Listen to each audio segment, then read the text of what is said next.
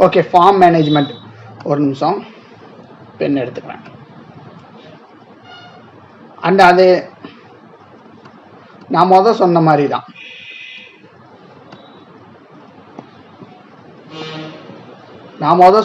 தான். எப்பயுமே வந்து ஒரு ஸ்லைடுலேயே வந்து நம்ம எல்லா கான்செப்டையும் வந்து கொடுக்க முடியாது. அதனால நான் ஓரலாக சொல்ற பாயிண்ட்ஸையும் வந்து நீங்க நோட் பண்ணி வச்சுக்கோங்க.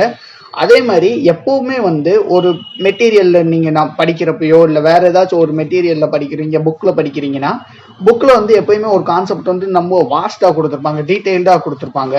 நமக்கு வந்து அவ்வளோ டீட்டெயில்டா வந்து படிக்கிறதுக்கு வந்து நேரம் இருக்காது. அப்போ வந்து நீங்க என்ன செய்றீங்க, நம்ம ஸ்கிம்மிங் அண்ட் ஸ்கேனிங் படிச்சிருப்போம் இங்கிலீஷ்ல.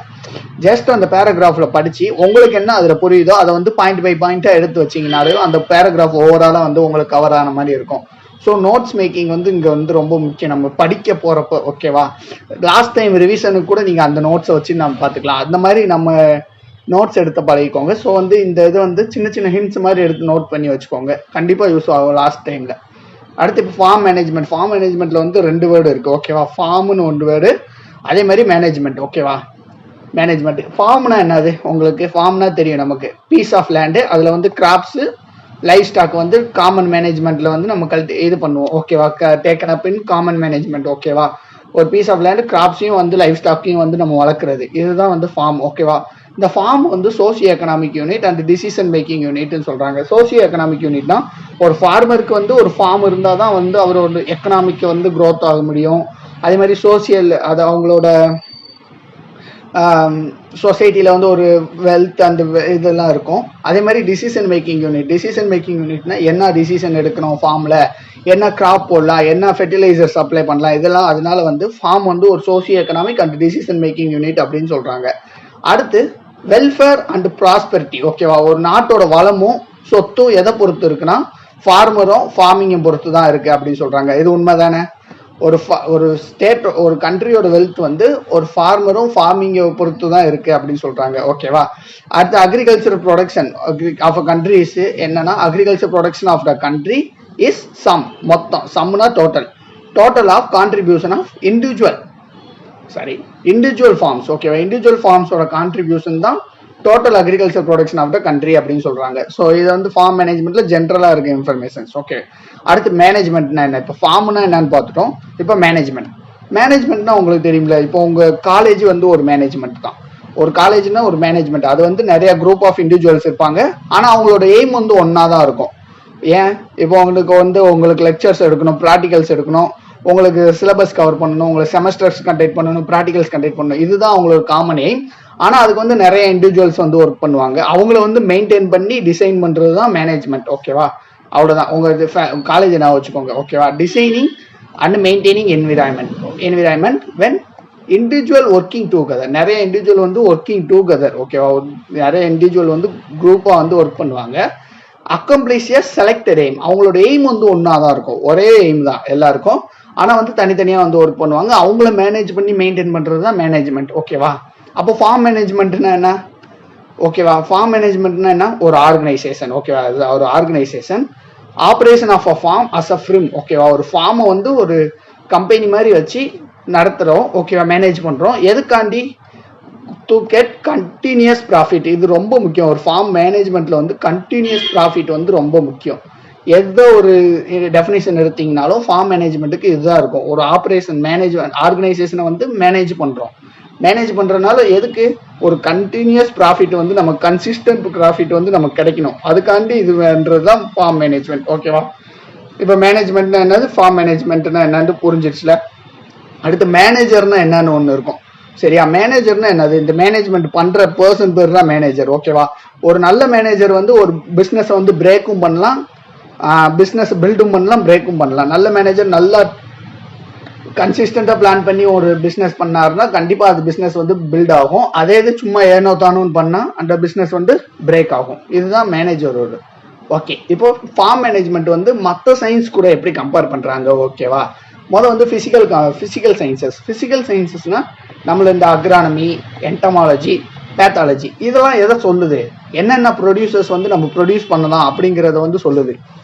அதுதான் வந்து பிசிக்கல் சயின்சஸ். அடுத்து ஸ்டாட்டிஸ்டிக்கல் சயின்சஸ். ஸ்டாட்டிஸ்டிக்கல்ஸ்னாலே தெரியுமில்ல, நம்ம டேட்டாவெல்லாம் கலெக்ட் பண்ணி அனலைஸ் பண்ணுவோம். அதே தான் ஃபார்ம் மேனேஜ்மெண்ட்ல என்னென்ன ப்ராப்ளம்ஸ் இருக்கு, அதை எப்படி கலெக்ட் பண்ணி எப்படி அனலைஸ் பண்ணலாம் அப்படிங்கறத வந்து ஸ்டாட்டிஸ்டிக்ஸ் வந்து சொல்லும் ஃபார்ம் மேனேஜ்மெண்ட்டுக்கு. அடுத்து சைக்காலஜினா ஹியூமன் மோட்டிவேஷன் அண்ட் ஆட்டிடியூட்ஸ். ஒரு ஃபார்ம் பிசினஸ் பண்றப்போ ஹியூமன் மோட்டிவேஷன் எப்படி இருக்கு, அவரோட ஆட்டிடியூட்ஸ் எப்படி இருக்கு அப்படிங்கறத ரிலேட் பண்றதுதான் சைக்காலஜி. அடுத்து பிலாசபி அண்ட் ரிலிஜியன். பிலாசபின்னா இந்த பிலீஃப்ஸ் எல்லாம் இருக்கும்ல, இப்போ ஹிந்து வந்து பீஃப் ப்ரொடக்ஷன் பண்ணக்கூடாதுங்குவாங்க, அதே மாதிரி முஸ்லீம் வந்து பிக்கரி கல்டிவேட் பண்ணக்கூடாதுன்னு சொல்லுவாங்க. இதெல்லாம் வந்து ஒரு பிலீஃப் ஆர் ரிலிஜியன் பிலீஃப்ஸ். ஓகேவா. அடுத்து லெஜிஸ்லேஷன் கவர்மெண்ட் பாலிசிஸ். கவர்மெண்ட் வந்து நிறைய பாலிசிஸ் வந்து போடுவாங்க. உதாரணத்துக்கு மினிமம் சப்போர்ட் பிரைஸ் வந்து ப்ரொவைட் பண்ணுவாங்க ஃபார்மர்ஸ்க்கு. அது அடுத்து எக்கனாமிக்ஸ். எதுக்கு வந்து ஃபார்ம் மேனேஜ்மெண்ட்ல யூஸ் ஆகுது, ரொம்ப முக்கியம். எக்கனாமிக்ஸ் வந்து எதுக்கு ஃபார்ம் மேனேஜ்மெண்ட்ல யூஸ் ஆகுது, எப்படி ரிசோர்சஸ். ஓகேவா. எக்கனாமிக்ஸ்னாலே அலோகேஷன் ஆஃப் ரிசோர்சஸ். ஓகேவா. எப்படி வந்து ஃபார்ம் மேனேஜ்மெண்ட்ல வந்து ரிசோர்சஸ் வந்து நம்ம எப்படி யூஸ் பண்ணலாம் அப்படிங்கறத வந்து சொல்றதுதான் வந்து ரிசோர்சஸ். ஓகேவா. Sorry, economics. ஓகேவா. அதே மாதிரி அதர் சயின்சஸ். ஓகேவா. அதர் சயின்சஸ் வந்து என்னென்ன லிமிடேஷன்ஸ் அதுல இருக்கு, அதை பத்தி சொல்றது வந்து அதர் சயின்சஸ். அதாவது அதர் சயின்சஸ்னா இந்த பிசிக்கல் சயின்சஸ் தான் சொல்றாங்க. அதர் சயின்சஸ்னா நீங்க இதுதான். ஓகேவா. பிசிக்கல் சயின்ஸ் தான் அதர் சயின்ஸ்னா. சரியா. பிசிக்கல் சயின்ஸ்னா இப்போ என்டமாலஜி, பேட்டாலஜினா நம்ம டிசீசஸ் பற்றி படிப்போம். ஒரு ஃபார்ம் மேனேஜ்மெண்ட்டுக்கு ஒரு டிசீஸ்ங்கிறது வந்து ஒரு லிமிடேஷன்ஸ் தான். ஸோ வந்து அதை பத்தி படிக்கிறது வந்து அதர் சயின்சஸ். ஸோ இந்த மாதிரி தான் ஃபார்ம் மேனேஜ்மெண்ட்டை வந்து மற்ற சயின்ஸ் கூட வந்து நம்ம கம்பேர் பண்ணி இது பண்றாங்க. சரியா. அடுத்து character of farming as a business. ஒரு ஃபார்மிங்கை வந்து ஒரு பிஸ்னஸா பண்றப்ப அது என்னென்ன கேரக்டர் இருக்கும் அப்படிங்கிறது தான். ஓகேவா. இந்த மாதிரி கதை ஸ்டோரி மாதிரி நீங்க ஒரு லைனா கேட்டுவாங்க. வந்து highly influenced by natural environment. Okay. ஃபார்மிங்கிறது வந்து எப்பவுமே ஒரு நேச்சுரல் என்விரான்மெண்ட், ஒரு ரெயின்ஃபாலா இருக்கட்டும், ஒரு வெதர் அப்நார்மாலிட்டிஸா இருக்கட்டும், அதுக்கு வந்து ஹைலா இன்ஃப்ளூயன்ஸ் ஆகும். அதே மாதிரி ப்ராடக்ட் வந்து ஹெட்டிரோஜீனியஸா இருக்கும். ஹெட்டிரோஜீனியஸ்னா வேற மாதிரி இருக்கும். அது ஹோமோஜீனியஸ்னா யூனிக் நம்பர் ஆஃப் ப்ராடக்ட் இருக்கும். ஹெட்டிரோஜீனியஸ்னா வேற மாதிரி இருக்கும். இப்போ உதாரணத்துக்கு உங்களுக்கு வந்து மில்க் எடுப்பாங்க லைவ் ஸ்டாக்ல இருந்து, அதே மாதிரி கிராப்ல இருந்து ஃபுட் கிரெயின்ஸ் எடுப்பாங்க, பல்சஸ், மில்லட்ஸ் அப்படின்னு ஹெட்டிரோஜீனியஸ் ப்ராடக்ட்ஸா இருக்கும். ஃப்ரூட்ஸ், வெஜிடபிள்ஸ்னு அதை வந்து நம்ம ஹோமோசைக்கஸ் மெயின்டைன் பண்றது வந்து கஷ்டம். அடுத்து வந்து இது வந்து சீசனல். ஓகேவா. இப்போ ஒரு வெஜிடபிள் எடுத்தீங்கன்னா அது பர்டிகுலர் சீசன்ல தான் க்ரோ ஆக முடியும். ஆனா கன்சப்ஷன் பாத்தீங்கன்னா த்ரூ அவுட் த இயர் இருக்கும். ஸோ வந்து இது வந்து ஒரு கேரக்டர். ஓகேவா. அதே மாதிரி பல்கி இன் நேச்சர்னா எப்பவுமே வந்து ப்ரொடியூஸ் ஆகிற ப்ராடக்ட் வந்து பல்கியா தான் இருக்கும். இப்போ உதாரணத்துக்கு ரைஸ் எடுத்துக்கிட்டீங்கன்னா அது வந்து எப்பயுமே பல்கியா தான் இருக்கும். பெர் ஹெக்டருக்கே வந்து 4 to 6 tons வரைக்கும் வந்து நமக்கு ஈல்டு கிடைக்கும். ஸோ வந்து அது பல்கியா இருக்கிறதுனால நமக்கு மார்க்கெட்டிங் பண்றப்ப வந்து கொஞ்சம் காஸ்ட் வந்து அதிகமா இருக்கும். அதே மாதிரி கொஞ்சம் டிஸ்அட்வான்டேஜஸ் மார்க்கெட்டிங்லயும் இருக்கும். ஓகேவா. அடுத்து ஜாயிண்ட் ப்ராடக்ட் வந்து எப்பவுமே வந்து அக்ரிகல்ச்சர்ல இருக்கும். உதாரணத்துக்கு ரைஸ் கூட சேர்த்தா என்ன வரும், ரைஸ் வரும், அது கூட வந்து கிரெயின் வரும். கிரெயின், பேடி, ஹஸ்க், இந்த மாதிரி எல்லாமே ஜாயிண்டா இருக்கும். அதே மாதிரி கிரவுண்ட் கர்னலும் சேர்ந்து தான் இருக்கும். இந்த மாதிரி ஜாயிண்ட் ப்ராடக்ட் இருக்கும். அடுத்து ரொம்ப முக்கியமானது இது, இந்த பாயிண்ட் மறந்துடுவீங்க. Time lag between return and investment. ஓகேவா. எந்த ஒரு பிசினஸ் பண்ணாலும் ஒரு இன்வெஸ்ட் பண்ணோடனே கொஞ்சம் டேஸ்ல வந்து நமக்கு ரிட்டர்ன் வந்துடும். 100 ரூபா போட்டோம்னா 500 ரூபா வருது. இந்த மாதிரி ரிட்டர்ன் வந்து டக்குன்னு வந்துடும். ஆனா டைம் லேக் வந்து ஃபார்மிங்ல வந்து டைம் லேக் இருக்கும். ஓகே. ஒன்றும் இல்லை, இப்போ ரைஸ் ஷார்ட் டியூரேஷன் வெரைட்டி போட்டாலுமே உங்களுக்கு 100 days ஆயிரும். 100 days அப்புறம் டைம் லேக் இன்வெஸ்ட்மெண்ட்டுக்கும் நம்ம ரிட்டர்ன்ஸ் எடுக்கிறதுக்கு வந்து டைம் லேக் வந்து அதிகமா இருக்கு. ஓகேவா. அடுத்து வந்து லேண்ட் மேஜர் ஷேர். ஓகேவா. லேண்ட் தான் வந்து ரொம்ப ஒரு இம்பார்ட்டன்ட் அசட்ஸ்ன்னு வந்து சொல்லுவாங்க ஃபார்மருக்கு. ஓகேவா. நிலம் இருக்கணும். ஒரு விவசாயிக்கு வந்து நிலம் இருந்தாதான் அது பெரிய சொத்து. ஓகேவா. ஒரு இன்வெஸ்ட்மெண்ட்ல முதலீடு பண்றப்போ வந்து லேண்ட் வந்து ஒரு பெரிய ஷேர் வந்து அதுல இருக்கும். ஓகேவா. அடுத்து இந்தியன் ஃபார்மர்ஸ்லாம் வந்து செமி கமர்ஷியலைஸ்டு அப்படின்னு சொல்றாங்க. செமி கமர்ஷியலைஸ்ட்னா நேம்லேயே இருக்கு பாருங்க. செமி கமர்ஷியலைஸ்னா என்னது, மார்க்கெட்டுக்கு வந்து நம்ம ப்ரொவைட் பண்றது. செமி கமர்ஷியலைஸ்னா மார்க்கெட்டுக்கு பாதி ப்ரொவைட் பண்றோம், அப்போ மீதி நம்ம ஃபேமிலிக்கு தான். ஓகேவா. மார்க்கெட்டுக்கும் ப்ரொவைட் பண்ணுவாரு, ஃபேமிலிக்கும் ப்ரொவைட் பண்ணுவாரு. அதுதான் இந்தியாவில் வந்து செமி கமர்ஷியலைஸ்டு மார்க்கெட்டு தான் இருக்கு நமக்கு. ஓகேவா. அதை நான் வச்சுக்கோங்க, semi commercialise. At factors affecting type நல்லா பார்த்துக்கோங்க.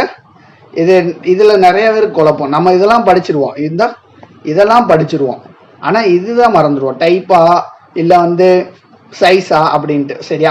வந்து ஃபேக்டர்ஸ் அஃபெக்டிங் டைப். ஓகேவா. டைப்புக்கு வந்து என்ன டைப் ஆஃப் ஃபார்மிங் பண்ணணும் அப்படிங்கிறது வந்து நிறைய அது வந்து டிசைட் பண்ணும் ஃபேக்டர்ஸ்னா. ஓகேவா, அதுக்கு ஷார்ட்டா எப்படின்னா வச்சுக்கோங்க, சிசிசி எல்எம்பிஆர்எஸ். ஓகேவா, எல்எம்பி எம்என்ஓபி இருக்கா, அப்ப ஐஜேகேஎல் எம்என்ஓபி த்ரூவா வருதா டைரக்டா, அப்ப எல்எம்பிஆர்எஸ். ஓகேவா, எல்எம்பிஆர்எஸ் ட்ரிபிள் சி, இது வந்து கண்டினியூஸா வர நம்ம லெட்டர்ஸ் தான், அதனால ஈஸியா நான் வச்சுக்கோங்க. சிசிசி எல்எம்பிஆர்எஸ் டைப் ஆஃப் ஃபார்ம் வந்து எப்படி என்னென்ன ஃபேக்டர்ஸ் அப்ளை பண்ணுதுன்னு மொதல் வந்து கேபிட்டல். ஸோ வந்து இதை வந்து நான் சொல்ல ஓரலா நோட்ஸ் எடுத்துக்கோங்க. கேபிட்டல்னா என்னது, காசு. எவ்வளவு காசு இருக்கோ அதுக்கேற்ற மாதிரி தான் நம்ம ஃபார்மிங் பண்ணலாம். ஸ்மால் ஃபார்முக்கு வந்து ஸ்மால் அமௌண்ட் ஆஃப் இன்வெஸ்ட்மெண்ட் தேவை, அதே மாதிரி லார்ஜ் ஃபார்முக்கு லார்ஜ் அமௌண்ட் ஆஃப் இன்வெஸ்ட்மெண்ட் வந்து தேவை.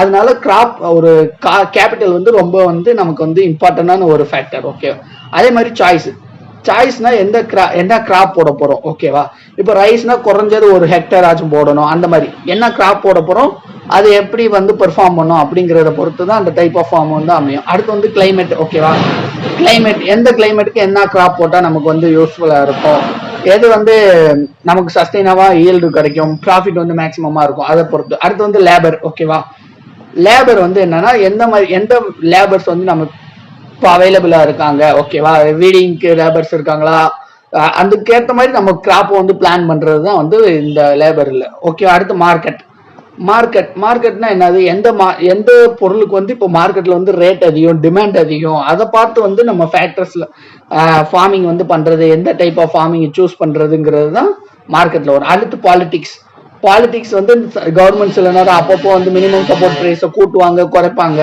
ஸோ அதுக்கேற்ற மாதிரி. அடுத்து ரிலீஃப்னா என்ன சொல்றாங்கன்னா அந்த லேண்ட் அரேஞ்ச்மெண்ட்ஸ். ஓகேவா, ரிலீஃப்னா ஒன்றும் இல்லை,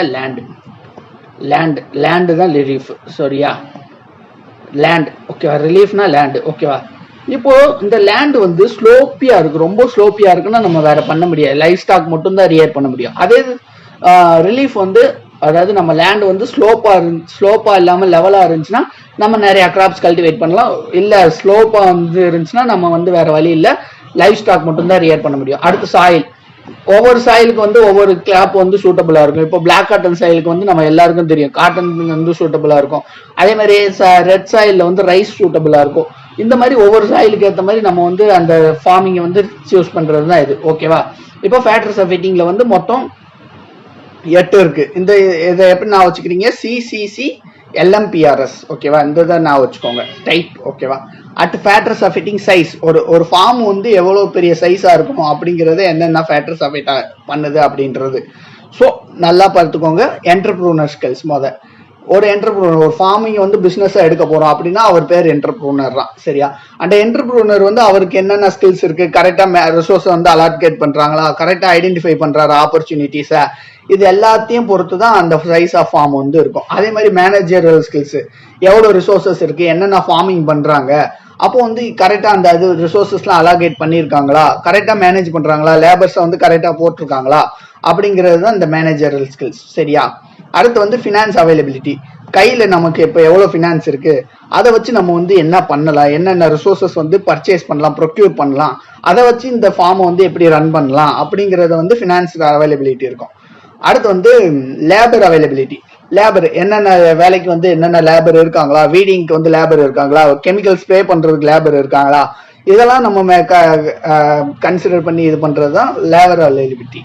அடுத்து nature of business. Okay, nature of பிஸ்னஸ்னா என்ன மாதிரி ஃபார்மிங் பண்றோம், அது மஷ்ரூம் ப்ரொடக்ஷனா இருக்கட்டும், இல்லை வந்து உங்களுக்கு வேற ஏதாச்சும் கிராப் ப்ரொடக்ஷனா இருக்கட்டும், இது வந்து என்ன மாதிரி பிசினஸா இருக்கும் அப்படிங்கறது பண்றது தான். அடுத்து extent of market. Extent of மார்க்கெட்னா நம்மளோட ப்ராடக்ட்டுக்கு வந்து இப்போ மார்க்கெட்ல வந்து வேல்யூ இருக்கா அப்படின்னு பார்த்து வந்து நம்ம வந்து ஃபார்மை வந்து டிசைட் பண்றது தான் வந்து factors affecting size of farm. ஓகேவா, அடுத்து வந்து கிளாசிபிகேஷன் ஆஃப் ஃபார்மிங். ஓகேவா, கிளாசிபிகேஷன் ஆஃப் ஃபார்மிங்.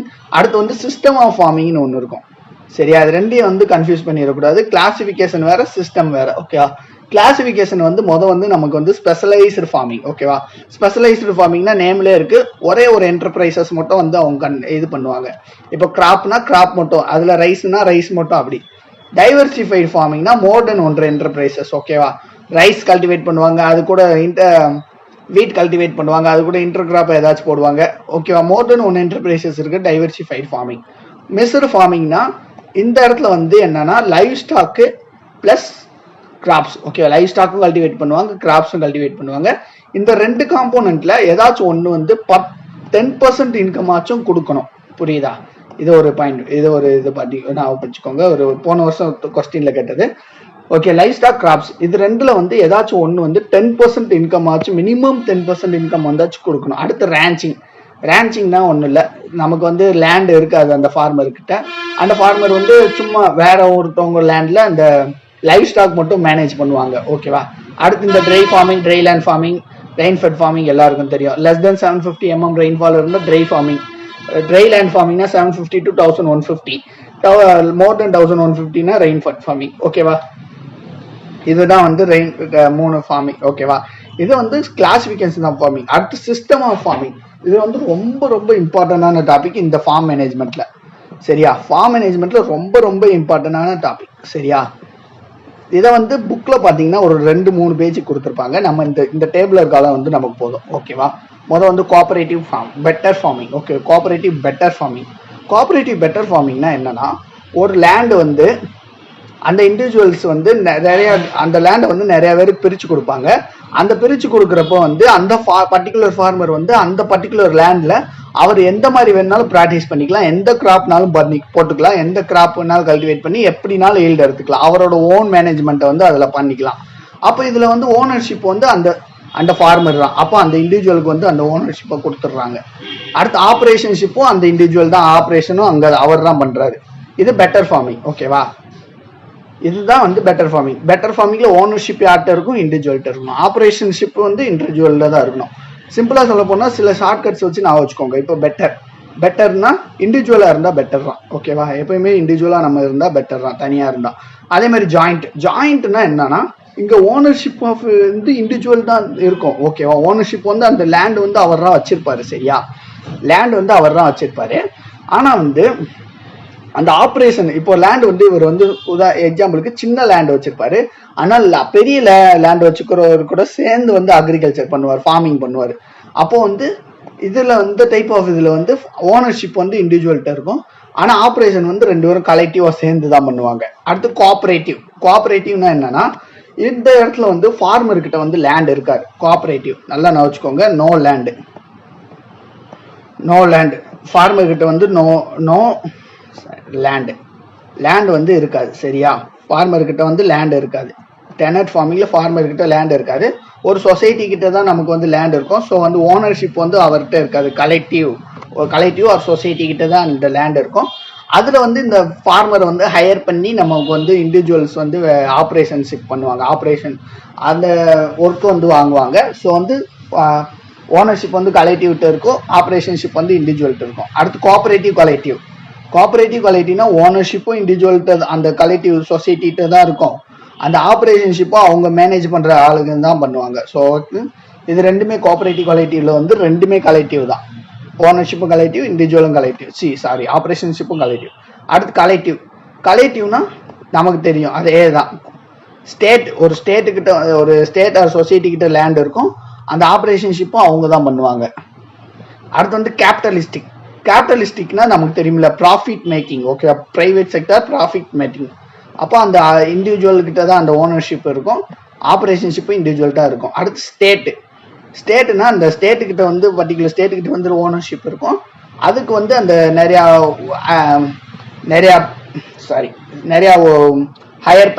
பேரை ஹையர் பண்ணி வந்து அந்த இதை வந்து மேனேஜ் பண்ணுவாங்கல்ல, அதனால பெய்டு மேனேஜ்மெண்ட். ஸ்டேட் பிஎஸ்என்ட்னா ஒரு இண்டிவிஜுவல் ஃபார்ம் பிஸ்னஸ் பண்றவங்க, ஒரு என்டர்பிரனரா இருக்கட்டும், அவர் தான் அந்த இதோட ஓனர்ஷிப்பாக இருப்பாரு, அவர் தான் அதோட ஆப்ரேஷன் பண்றதும் அவர் தான் இருப்பாரு, ஆப்ரேஷன். ஸோ இதுதான் பிஎஸ்என் ஃபார்மிங். இந்த 7 தான் வந்து நமக்கு வந்து 8 தான் வந்து சிஸ்டம்ஸ் ஆஃப் ஃபார்மிங். சரியா? அதே மாதிரி கிளாசிபிகேஷன் ஆஃப் ஃபார்மிங்னா இந்த ஸ்பெஷலைஸ்ட் ஃபார்மிங், டைவர்சிஃபிகேஷன் ஃபார்மிங். ஓகேவா? நமக்கு சிஸ்டம் ஆஃப் ஃபார்மிங்னா இது ரொம்ப முக்கியமானது. எப்படினாலும் ஒரு 2-3 கொஸ்டின்ஸ் கேட்டுருவாங்க. ஸோ வந்து இது நல்லா படிச்சுக்கோங்க. என்னென்ன cooperative, better, Tenet, joint, collective, capitalistic, state. ஓகேவா? எது ஓனர்ஷிப் என்ன வரும், ஆப்ரேஷன்ஷிப் என்ன வரும்னு கேட்பாங்க. ஸோ வந்து இதை வந்து கரெக்டாக பார்த்து வச்சுக்கோங்க. அடுத்து வந்து பிரின்சிபல்ஸ் ஆஃப் ஃபார்ம் மேனேஜ்மெண்ட். இது ரொம்ப முக்கியமானது. பிரின்சிபல்ஸ் ஆஃப் ஃபார்ம் மேனேஜ்மெண்ட் இது வந்து வந்து லா ஆஃப் டிமினிஷிங் ரிட்டர்ன்ஸ் இருக்கும். டிமினிஷிங் ரிட்டர்ன்ஸ்னா நம்ம வந்து எவ்வளோ ப்ரொடியூஸ் பண்ணணும் அப்படிங்கிறத சொல்கிற பிரின்சிபல் தான் இது. அதே மாதிரி ஃபேக்டர் சப்ஸ்டியூஷன்னா factor relationship, how to produce. ஓகேவா? ஃபேக்டர்னா இன்புட்டு, ஃபேக்டர்னா இன்புட்டு, ப்ராடக்ட்னா அவுட்புட்டு. அது நான் வச்சுக்கோங்க, புரியுதா? ஃபேக்டர்னா என்னது, இது வந்து இன்புட்டு, சரியா? ஐன்னு மட்டும் போடுறேன். இது வந்து இன்புட் ஃபேக்டர்னா. அதே சாரி அதே இது ப்ராடக்ட்னா என்னது, நமக்கு வந்து அவுட்புட்டு. நல்லா நான் வச்சுக்கோங்க. இது பொட்டாது நம்ம அந்த ஃபேக்டர் ரிலேஷன்ஷிப், ப்ராடக்ட் ரிலேஷன்ஷிப்லாம் நம்ம பார்க்க முடியும். சரியா? ஃபேக்டர்னா இன்புட்டு, ப்ராடக்ட்னா அவுட்புட்டு. ஓகேவா? ஓகே. அடுத்து வந்து ஈக்கு மார்ஜினல் ரிட்டர்ன்ஸ்னா அந்த ரிசோர்ஸஸ் வந்து நம்ம எப்படி அலாகேட் பண்ணுறோம் அப்படின்ட்டு. அடுத்து டைம் கம்பேரிசன், எந்த டைமில் இது பண்ணுறோம். அடுத்து கம்பேரேட்டிவ் அட்வான்டேஜ்னா அது பின்னாடி ஃபுல்லாக எக்ஸ்பிளைன் பண்ணுவோம். சரியா? அடுத்து கிளாசிஃபிகேஷன் ஆஃப் ஃபார்ம் மேனேஜ்மெண்ட். ஒரு ஃபார்ம் மேனேஜ்மெண்ட்டில் எப்படி நம்ம கிளாஸிஃபை பண்ணுறோம். ஓகேவா? மொதல் வந்து இம்பார்ட்டன்ஸ். ஓகேவா? இம்பார்ட்டன்ஸ், அந்த ஃபார்ம் மேனேஜ்மெண்ட் டிசிஷன் வந்து எவ்வளோ இம்பார்ட்டண்ட்டாக இருக்குது, இந்த பர்டிகுலர் ஸ்டேஜில் வந்து எவ்வளோ இம்பார்ட்டண்ட் அப்படிங்கிறத பொறுத்து நம்ம டிசிஷன் எடுக்கிறது தான் இம்பார்ட்டன்ஸு. அட் ஃப்ரீக்வன்சி, எவ்வளோ ஃப்ரீக்வன்சி, எத்தனை டேஸ் கொண்டு வந்து நம்ம டிசிஷன் வந்து மேக் பண்ணுறோம் அப்படிங்கிறது ஃப்ரீக்வன்சி. அட் இம்மென்ஸ்னா சப்போஸ் அந்த பர்டிகுலர் டைமில் வந்து நம்ம வந்து அந்த டிசிஷன் வந்து நம்ம எடுக்கலைன்னா என்ன ஆகும், அந்த கான்சிக்வன்சஸ் வந்து இம்மென்சன்ஸு. ரீவொக்கலபிலிட்டினா வந்து ஏற்கனவே ஒரு டிசிஷன் எடுத்தோம், அதை வந்து சேஞ்ச் பண்ணுற மாதிரி இருக்கணும், அது பேர் தான் ரீவொக்கலபிலிட்டி. அடுத்து அல்டர்னேட்டிவ். ஓகேவா? நிறைய அல்டர்னேட்டிவ்ஸ் வந்து அந்த பர்டிகுலர் டிசிஷனுக்கு வந்து இருக்கணும். இதுதான் வந்து ஃபார்ம் மேனேஜ்மெண்ட் டிசிஷனுக்கு வந்து நம்ம எடுக்க வேண்டிய அந்த அஞ்சு ஸ்டெப்ஸ். ஓகேவா? இம்பார்ட்டண்ட்டாக இருக்கணும், அதே மாதிரி ஃப்ரீக்வன்சியாச்சே இருக்கணும், அதே மாதிரி இம்மென்ஸ் எடுக்க முடியாட்டி என்ன பண்ணுறதுங்கிறதுக்கான ஆன்சர் வந்து அதில் இருக்கணும். ரீவொக்கலபிலிட்டி அண்ட் அல்டர்னேட்டிவ் அவைலபிலிட்டி. அடுத்து ஃபேக்டர்ஸ்னா என்னது, எக்கனாமிக்னா எவ்வளோ நம்மக்கிட்ட ஃபினான்ஸ் இருக்குது, எவ்வளோ காசு இருக்குது, எவ்வளோ எபிலிட்டி வந்து நம்ம பண்ண முடியும் அப்படின்ட்டு. அடுத்து பயாலஜிக்கலாக பிளான்ஸ், அனிமல்ஸ். ஓகேவா? அனிமல்ஸில் வந்து நிறைய பெஸ்ட் டிசீசஸ் அதை பொறுத்து இருக்கும். அடுத்து டெக்னாலஜி, நம்மக்கிட்ட என்ன டெக்னாலஜி இருக்குது அதுக்கேற்ற மாதிரி நம்ம வந்து இது பண்ணுறது தான் டெக்னாலஜிக்கல். ஓகேவா? அடுத்து வந்து இன்ஸ்டிடியூஷனல், அது வந்து கவர்மெண்ட் பாலிசிஸ். அடுத்து பர்சனல், நமக்கு என்ன நாலேஜ் இருக்குது, நம்ம எந்த கிராப்பை கல்டிவேட் பண்ணலாம் அப்படிங்கிற வந்து அந்த பர்சனல் இது. அடுத்து மெத்தட்ஸில் வந்து ட்ரெடிஷ்னல், இது ரொம்ப முக்கியம். இது 3 கண்டிப்பாக கேட்பாங்க. ட்ரெடிஷ்னலாக நமக்கு ட்ரெடிஷ்னலாக நம்ம ஃபேமிலி கூட சேர்ந்து டிசைட் பண்ணி இது ட்ரெடிஷ்னலாக நம்ம என்னென்ன ப்ராக்டிசஸ் பண்ணிட்டு வந்தோமோ அதை பண்ணுறது வந்து ட்ரெடிஷ்னல். டெக்னிக்கல்னால் ஒரு நாலேஜ் இருக்கும், ஒரு ஃபார்மிங்கில் ஒரு நாலேஜ் இருக்கும். ஒன்றும் இல்லை, இப்போ வந்து ஃபெர்டிலைசர் போடுறதுலேயே யூரியா போடலாமா, டிஏபி போடலாமா, இந்த ரெண்டுக்கு உள்ள அந்த நாலேஜ் வந்து இருக்கிறது தான் வந்து டெக்னிக்கல். எக்கனாமிக்கல்னால் நமக்கு அவைலபிலிட்டி, ரிசோர்ஸஸ் எவ்வளோ இருக்குது அதை பொறுத்து வர்றது தான் எக்கனாமிக்கல். அடுத்து ஸ்டெப்ஸ் இன் டிசிஷன் மேக்கிங். ஒரு டிசிஷன் மேக்கிங் ஸ்டெப்ஸ் வந்து இது சும்மா படித்து வச்சுக்கோங்க. Setting goals. ஓகே, முதல் கோல் செட் பண்ணணும். அடுத்து வந்து ஆப்பர்ச்சுனிட்டி ப்ராப்ளம்ஸை வந்து டெஃபைன் பண்ணணும். ஓகே, அதுக்கேற்ற மாதிரி இன்ஃபர்மேஷனை வந்து கலெக்ட் பண்ணணும். முதல் கோலை செலக்ட் பண்ணணும், அடுத்து ப்ராப்ளமை ஐடென்டிஃபை பண்ணணும், அடுத்து அதுக்கேற்ற மாதிரி இன்ஃபர்மேஷன்ஸ் கலெக்ட் பண்ணணும், அடுத்து அதை அனலைஸ் பண்ணணும், அடுத்து ஃபைனலாக ஒரு டிசிஷனை வந்து மேக் பண்ணணும். ஓகேவா? அடுத்து வந்து இம்ப்ளிமெண்டேஷன் பண்ணணும், அதுக்கடுத்து வந்து அதுக்கேற்ற மாதிரி நம்மளை வந்து ரெஸ்பான்சிபிலிட்டி மாற்றிக்கணும், அடுத்து ஃபைனலாக எவால்வேட் பண்ணணும். இது வந்து ஸ்டெப்ஸ் இன் கோல் மேக்கிங், டிசிஷன் மேக்கிங். ஒரு டிசிஷன் மேக்கிங்கில் என்னென்ன ஸ்டெப்ஸ் வந்து நம்ம எடுப்போங்கிறது வந்து இது முதல் கோலை செட்டப் பண்ணணும், அடுத்து வந்து ஆப்பர்ச்சுனிட்டியை அனலைஸ் பண்ணணும், அடுத்து கேதரிங் இன்ஃபர்மேஷன் கேதர் பண்ணணும், அனலைஸ் பண்ணணும், டிசிஷனை மேக் பண்ணணும், அதை இம்ப்ளிமெண்ட் பண்ணணும், அடுத்து அதுக்கேற்ற மாதிரி நம்மளை ரெஸ்பான்சிபிள் பண்ணிக்கணும், அடுத்து எவால்வேஷன். ஓகேவா? இப்போ பார்க்க போகிறது ரொம்ப இம்பார்ட்டண்டான டாபிக், ஃபேக்டர் ப்ராடக்ட் ரிலேஷன்ஷிப். முதல்ல நான் சொல்லிட்டேன். ஃபேக்டர்னா என்னது? இன்புட். இந்த கொடுத்துருக்கேன்னா இன்புட், ப்ராடக்ட்னா அவுட்புட். ரிலேஷன்ஷிப், இன்புட்டுக்கும் அவுட்புட்டுக்கும் உள்ள ரிலேஷன்ஷிப்பை படிக்கிறது தான் ஃபேக்டர் ப்ராடக்ட் ரிலேஷன்ஷிப். இது ரொம்ப ஈஸியானது. நம்ம இதில் பார்த்தீங்கன்னா நிறைய கர்வ் கொடுத்துருப்பாங்க, அப்படியே கிராஃப்லாம் போட்டு காமிச்சிருப்பானுங்க. அதை சிம்பிளாக வந்துச்சுக்கோங்க, என்ன சொல்ல வரானுங்கன்னு மட்டும் பார்த்துக்கோங்க. Input and output. இது என்ன சொல்கிறாங்கன்னா, determine optimum quantity of input used with fixed input. ஓகேவா? Optimum quantity of variable input. Variable இன்புட்னா அது வந்து கான்ஸ்டன்ட்டாக மாறிக்கிட்டே இருக்கும், அது கூட வந்து ஃபிக்ஸ்டு இன்புட். ஓகேவா? ஒன்றும் இல்லை, இப்போ வந்துட்டு லேண்ட் வந்து ஒரு ஃபிக்ஸ்டு இன்புட். ஓகேவா? அதே மாதிரி ஃபெர்டிலைசர் வந்து ஒரு வேரியபிள் இன்புட். ஓகேவா? ஏன்னா ஃபெர்டிலைசர் வந்து நம்ம ரெயின் ஃபெட்டுக்கு ஒரு மாதிரி பண்ணுவோம், இரிகேட்டருக்கு ஒரு மாதிரி பண்ணுவோம். ஓகேவா? இதுதான் ஆப்டிமம் குவான்டிட்டி. எவ்வளோ வேரியபிள் இன்புட் இருக்குது, எவ்வளோ ஃபிக்ஸ்டு வேரியபிள் இருக்கும், இது ரெண்டையும் சேர்த்தா எவ்வளோ அவுட்புட் நமக்கு வரும், ஆப்டிமம் லெவல் ஆஃப் அவுட்புட். இதுதான் பற்றி சொல்கிறது தான் ஃபேக்டர் ப்ராடக்ட் ரிலேஷன்ஷிப். நான் முதல் சொன்னது நான் வச்சுக்கோங்க. ஃபேக்டர்னா இன்புட், ப்ராடக்ட்னா அவுட்புட். ஓகேவா? One input is varied and others are fixed. ஓகேவா? இப்போ நான் சொன்னதுதான் how much fertiliser required and irrigation required. இரிகேஷன்னா நமக்கு ஏற்ற மாதிரி கொடுத்துக்கிறது தான். ஓகேவா? இந்த ஃபேக்டர் ப்ராடக்ட் ரிலேஷன்ஷிப்ல 3 லா வரும். ஓகேவா? 3 law. Level of constant return, ஓகேவா, லா ஆஃப் கான்ஸ்டன்ட், அதே மாதிரி law of increasing, law of decreasing. Constant, increasing, decreasing எல்லாத்துக்கும் ரிட்டர்ன்ஸ் போட்டுக்கோங்க. அவ்வளோதான். இப்போ லெவல் ஆஃப் அவுட்புட். ஓகேவா? லெவல் ஆஃப் அவுட்புட் வந்து அந்த நம்ம எவ்வளோ இதுக்கு ஈக்குவல் அமௌண்ட்டாக வந்து இன்க்ரீஸ் ஆச்சுன்னா அது வந்து கான்ஸ்டன்ட். ஓகேவா? நம்ம சேஞ்ச் பண்ணுற இன்புட்டுக்கு ஏற்ற மாதிரி ஈக்குவல் அமௌண்ட்டாக வந்து அதுவும் ஒரு இது பண்ணுச்சுன்னா, இப்போ 1 kg யூரியா போடுறது இப்போ 1 kg ஈல்டு அதிகமாகுதுன்னா அது வந்து கான்ஸ்டன்ட்டாக இருக்கு. ஓகேவா? இப்போ எக்ஸாம்பிளுக்கு சொல்கிறேன். 1 kg யூரியா நம்ம அப்ளை பண்ணுறோம், அதுக்கு வந்து ஒரு 5 kg வந்து ஈல்டு அதிகமாகுதுன்னா, அதே மாதிரி 2 kg போடுறப்ப 10 kg ஈல்டு அதிகமாகுதுன்னா ஈல்டு இன்க்ரீஸ் ஆகுது வந்து கான்ஸ்டன்ட்டாக இன்க்ரீஸ் ஆகுது. ஓகேவா? அதுதான் கான்ஸ்டன்ட் ரிட்டர்ன்.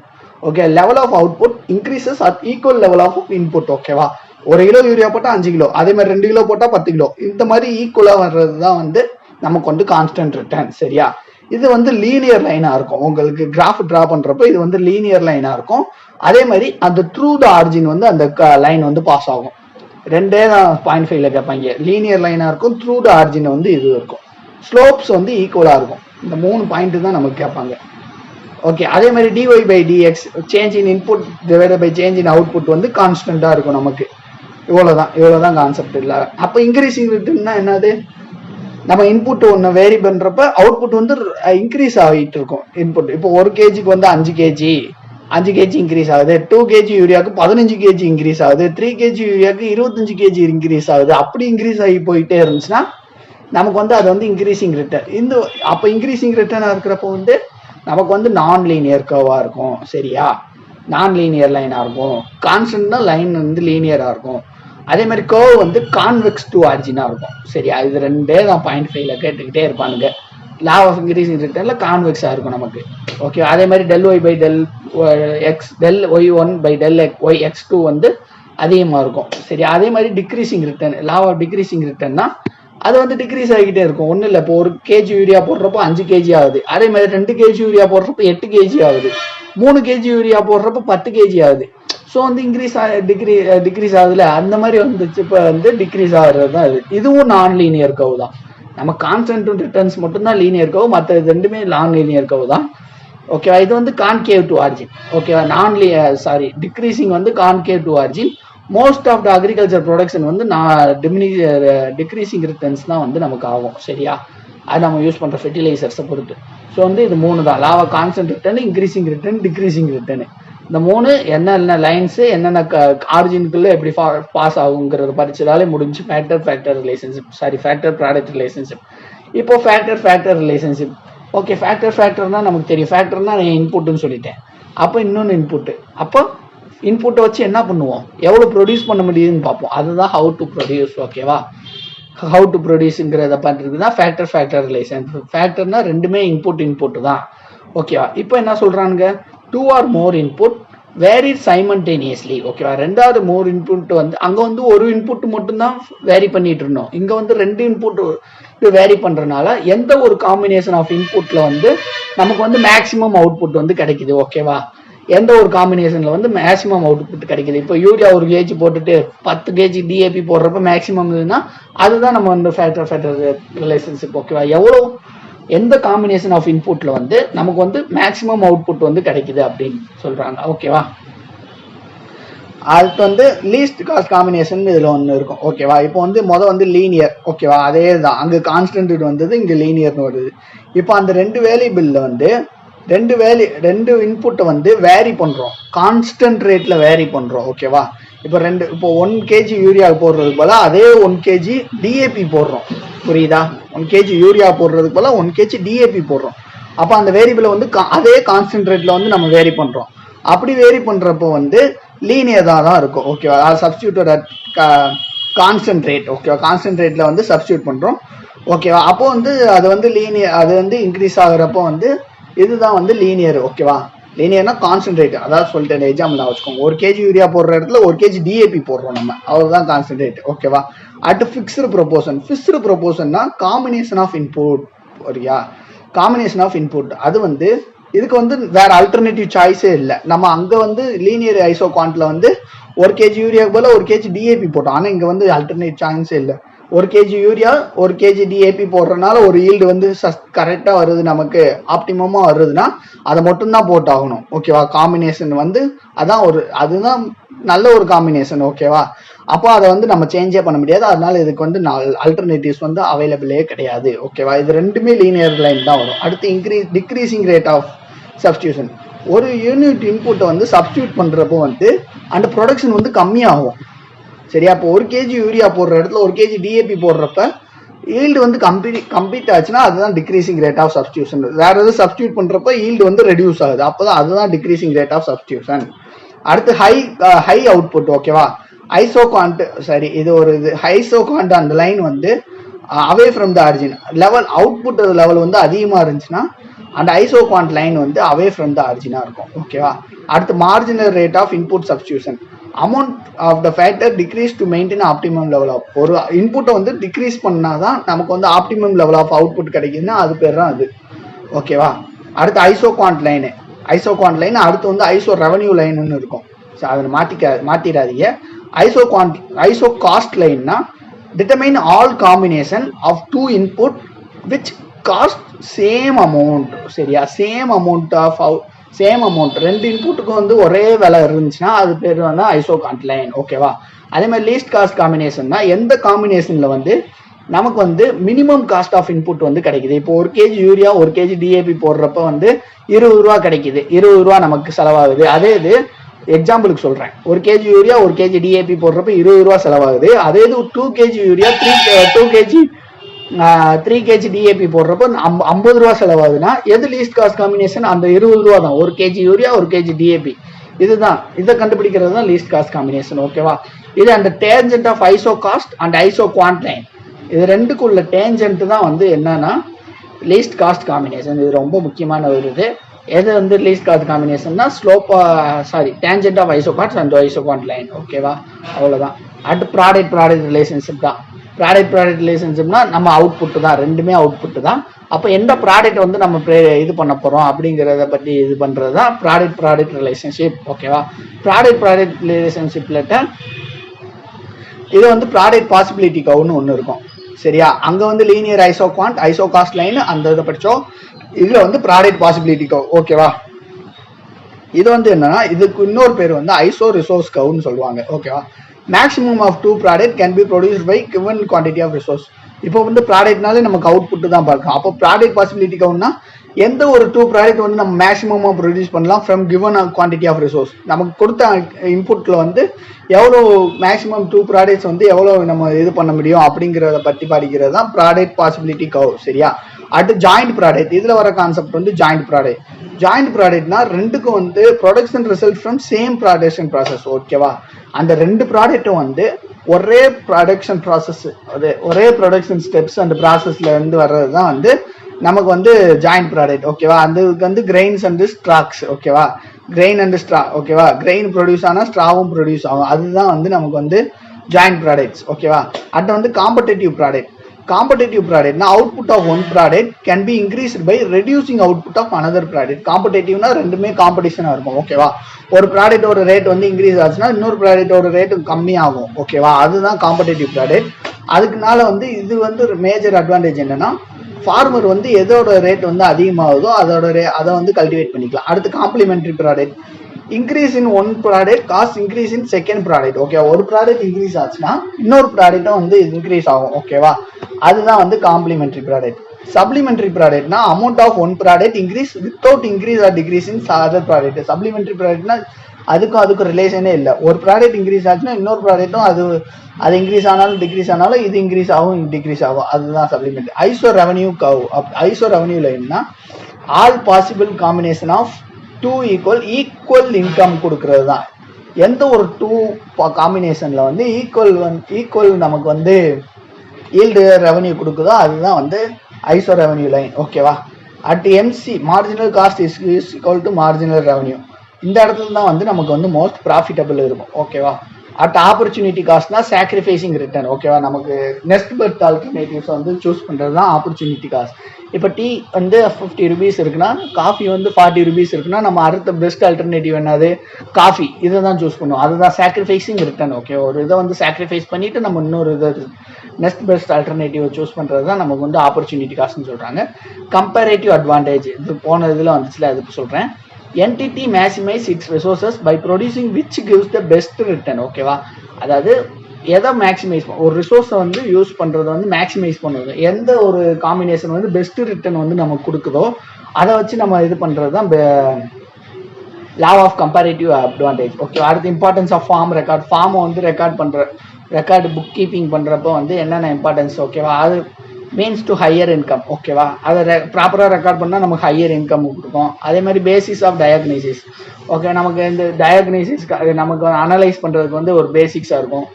நம்மளோட மேனேஜரியல் எபிலிட்டியை வந்து இம்ப்ரூவ் பண்ணணும். ஒரு ரிட்டர்ன் ரெக்கார்டில் இருக்கிறப்போ வந்து நமக்கு வந்து அந்த மேனேஜர் எபிலிட்டி வந்து இது பண்ணும். அடுத்து வந்து கிரெடிட்டை வந்து நம்ம மேனேஜ் பண்ணலாம். அதே மாதிரி பெட்டர் மேனேஜ்மெண்ட், ஃபார்மை வந்து பெட்டராக மேனேஜ் பண்ணலாம். அடுத்து எந்தெந்த கவர்மெண்ட் பாலிசிஸ் வந்து நமக்கு சூட்டபிளோ அதை வந்து நம்ம பார்த்துக்கலாம். அதே மாதிரி ஃபார்ம் அக்கௌண்டிங், ஃபார்மை வந்து அக்கௌண்ட் பண்ணி நம்ம வச்சுக்கலாம். இதுதான் importance of farm record.